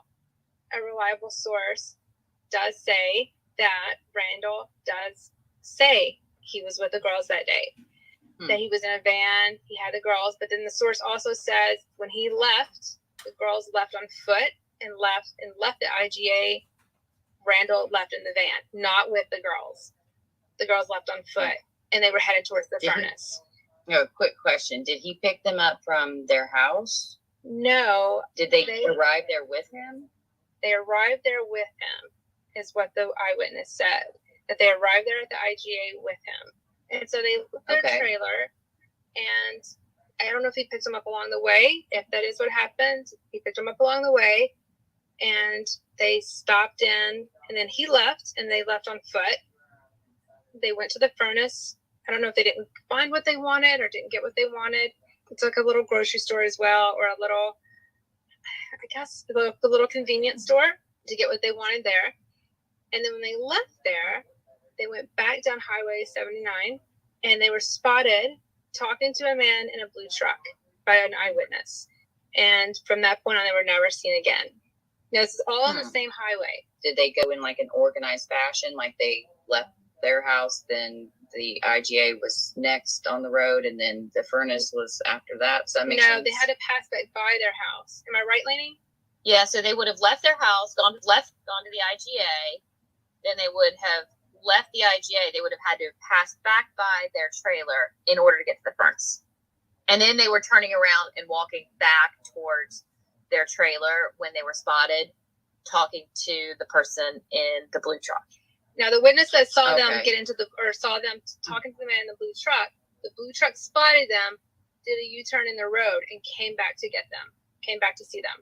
Okay. Does that seem logical to you guys? No, I don't know. I don't know if they didn't get what they wanted, or if it was true that Randall picked them up and distracted them and took them to another place. I don't know. I understand the sequence of events.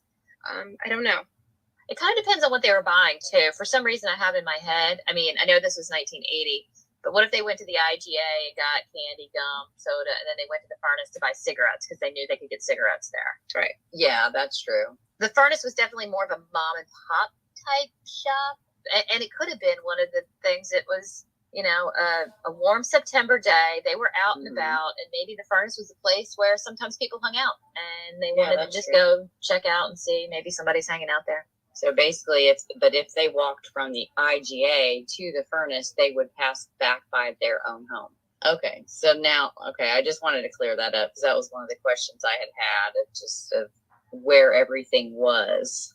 I think just from the rest of that scenario, the girls were not seen again that day. So the last person or the last witness was the person who saw them talking to the guy in the blue truck. We do know that the mom had reached out to the police to let them know that she was worried the girls were missing. They at first disregarded it and said, that they're probably just running around. They might have run away. They were pretty laissez-faire and actually responding to the fact that the girls were missing. She reported them again the next day. And I think that was still their same attitude. I forgot the exact quote, Amelia, that David Hicks had about saying, oh, they probably just ran away. And so then there was really nothing that had happened as far as the investigation that we are aware of after that day that they showed up at their house the next day. That was an odd comment that he made. It seemed very familiar. When I see them, I'm going to kick their butt. Kind of odd. Wondered if he knew them. I feel based on the feedback that we've gotten and the comments that he made that they had some knowledge of each other at least. This girl, Carla and Vicky, were all in the house. And then when Margie Nell and Randy, Randall, I'm not sure if there was a third person, went outside, and Margie told the girls to go hide in the trailer. And they all went into their room and kind of laid down and hid. And one of the girls peeked out the window to see who it was. And they saw Jack Charlton and David Hicks pull up in the driveway, and they were all kind of shouting and yelling something. Well, that's strange. And this was prior, not long, but just prior to the girls going missing. So I don't know what the argument was over. I don't know if Randy had been in trouble for something. I don't know what the argument was over. Okay. My point being is that both David Hicks and Jack Charlton were familiar with the girls in the home and Margie and the trailer. Okay, gotcha.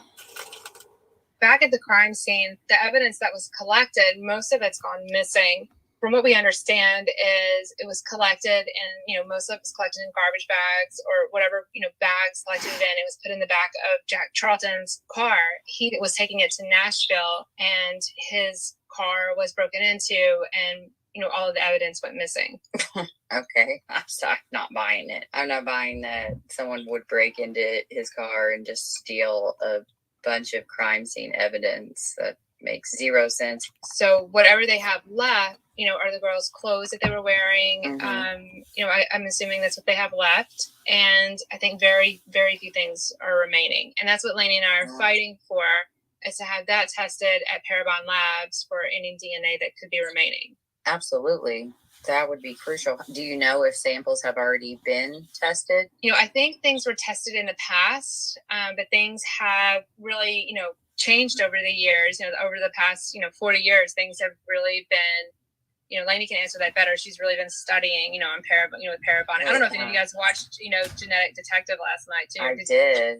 I followed Cece from before I was even into crime. So Me too. I love that. But that's usually helpful if they do not know who the suspect is. Do you feel that they do not know who killed Carla and Vicky?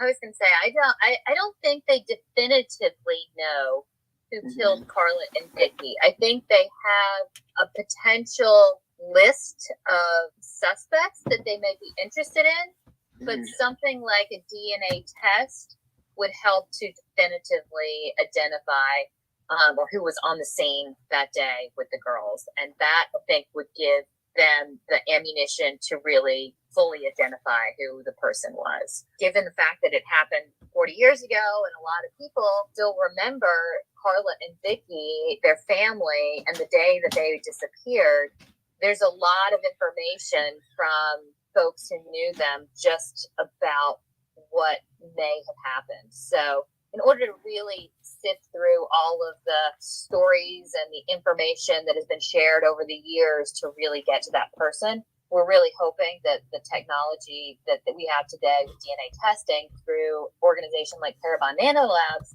would be able to help us get to that final answer. Absolutely. I mean, we're down to the point that they can pull a DNA profile from a hair shaft, which is just unbelievably awesome. During that 3-week period, do we believe that they died on the day that they were in? Because of the heat and the decomposition was so bad, there's no way to really truly know. But if you're going on what Joe Stout said, hearing shots that day, the belief is that they died that day. I think we do know for sure it was point blank. I did want to kind of backtrack a little bit, or maybe it's not backtracking. At some point, someone came up with a sketch. Was that in that 3-week period? There was a sketch done immediately, but not many people saw it because it ran in a paper. This is very interesting. It ran in a paper, but not the local paper. So it wasn't until years later that saw the sketch and it had the progressions. The sketch that was done immediately, the family and the locals didn't even know that there was a sketch. That's so odd. Right. It ran in like county over. It ran in a different newspaper. Was it closer to... No, they were found only a few miles away from home. It wasn't like they were found far away. They were only found within like 7 miles total. Like their entire route from like where they started from to where they were found was within a 10-mile range, or like 7 to 10 miles. So it makes no sense. It makes no sense whatsoever. Do you guys discount the sketch because of that fact that no one really close to the investigation even knew, or is it still something that's viable to you guys in your opinion? It's interesting. The sketch looks like many people on the list of potential suspects. You can make it in your mind. You can trick your mind into making it look like a lot of people, if that makes sense. Some people believe this sketch was made to look like certain people. Some people believe that the eyewitness actually knew the person and just is too scared to say who they saw. It's a little bit of... I don't really know what to say about the sketch, Lainey. Do you know what to say?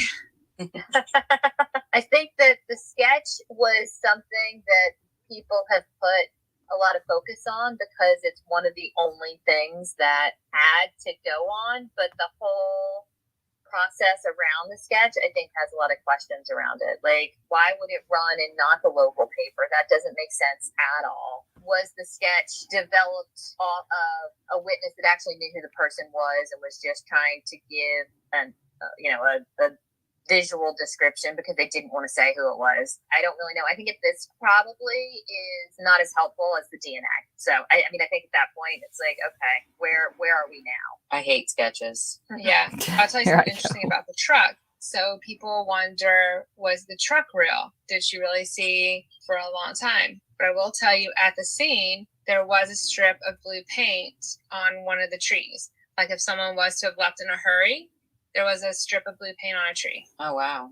And Joe Stout saw a blue truck leaving the scene as well. So was the blue truck real? Most likely. Yeah, definitely. So they see someone talking to him in the blue truck. The uncle sees a blue truck and a brown car flying out just after he hears gunshots. And then there's blue paint that is found at the scene on a tree. Correct. Okay. But was any of that information put out in the media prior to the sketch coming about? You see what I'm asking there? I believe so. I believe the blue truck was part of the sketch. I believe the blue truck was mentioned together. But like when the articles went out about the girls, it did say they were talking to someone in a blue truck. Gotcha. Truck that was shared. But when they actually put the composite sketch together and they published it, they did not publish it in Stewart County. I see. Which is unusual because you would think that they would publish anything about a crime that happened in that county's newspaper. Yeah, and then also when stuff like that happens, it begs the question of why and how. Why was it not? This is ground zero. You would want this information to go out here above everywhere else. Right. So even if you were going to publish it in another area, wouldn't you still publish it in Dover? Yeah. Since we know that it wasn't, why was it not? Yeah, exactly. Wow. There's just so many little things about this case that it's no wonder it's 40 years later.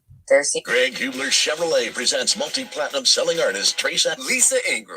Seem to be solved. I actually feel bad for the current investigators because it's so clear that if some steps were taken back when the crime happened or even shortly thereafter, this wouldn't be on their plates today. What was reported next to you, either in the media, like the newspapers, or the families as far as funerals for them? They had a graveside service for the girls, closed casket, and they had it. They came straight from their autopsy, and then they just had a graveside service for them.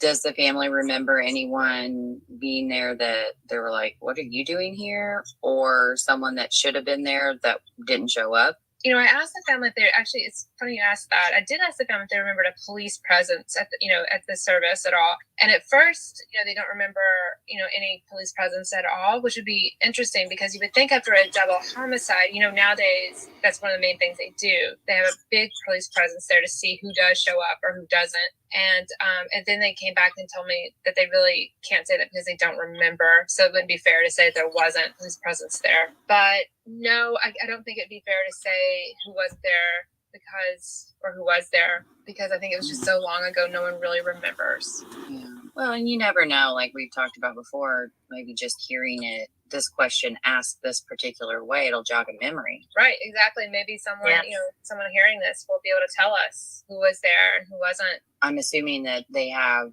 gravestones. They do. Has the family ever found anything odd at the grave sites that they didn't place there themselves over the years? Nothing they've told us about. One thing that we have wondered, was this one-time killing for whoever killed these girls, or was this a serial killer? Did someone come through, or was it a stranger? Did someone come through the town and pick up these girls and kill them, or was it someone that they knew? But I will tell you that what we did learn about Carla and Vicky is that the girls did not get in a car with a stranger.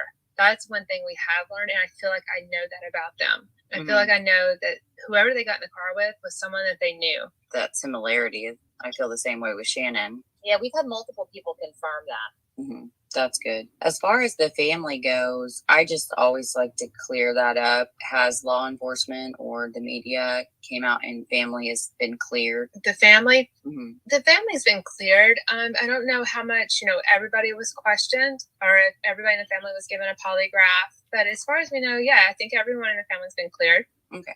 Those necklaces, when I was listening to the podcast, that was one thing that you guys had mentioned. Was there ever did you ever find the other person that gave Carla the necklace? So that's actually been a very interesting subject. So from the very first day I looked at that autopsy, it was very interesting to me that it was written in a memo piece of the autopsy that Carla was missing a necklace that a boyfriend had given her. Because I asked the family from the beginning, who gave Carla this necklace? And the family, never knew of a necklace that Carla had been given. Like no one knew about what necklace they're talking about. But my question is, it was signed off by Jack Charlton. It said, this was done by Jack Charlton. And I guess what I want to know is, how do you know something is missing?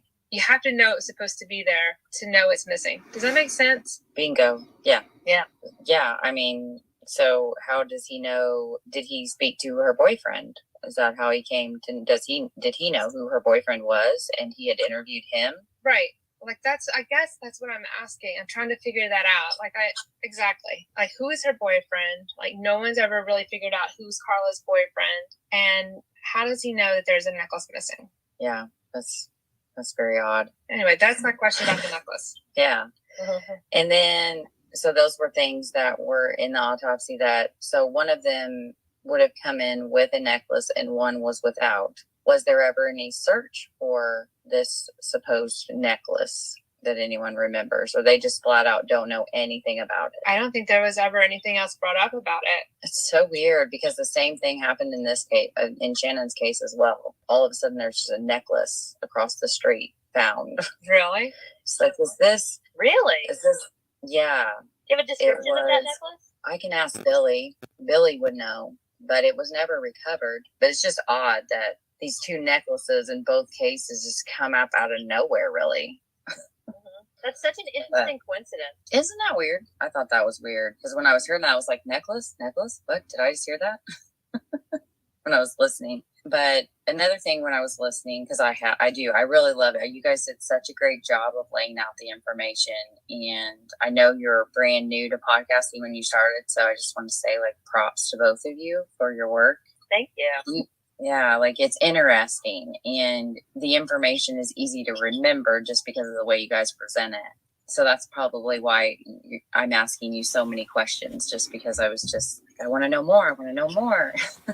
Yeah, no, I love the way that you think about this case and ask questions because it actually sparks a lot of thoughts for us as well. Yeah, have you found that? I have. I know when you guys, I loved interview you did with Brandon from Searching for Ghosts. That was so inspirational for me. Just because when I heard that, I think I had one episode, maybe two out. And then you guys had reached out to me and it was just like, wow, this is really a community that pays it forward and helps help each other. Because really our goal is justice, like a just justice and some form of closure, because they'll never really have closure for these families. And to be able to work together as a podcasting community, I think it's so awesome. And it gave me a lot of hope of where we could be. Could we be where Searching for Ghosts is with our cases by working together and just helping each other out?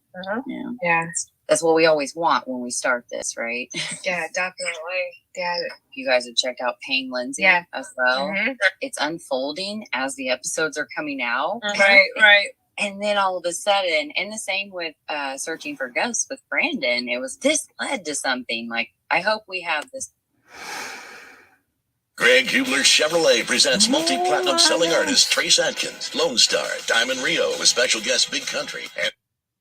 Sorry about that. I mean, blow everybody's ears out. All right, guys.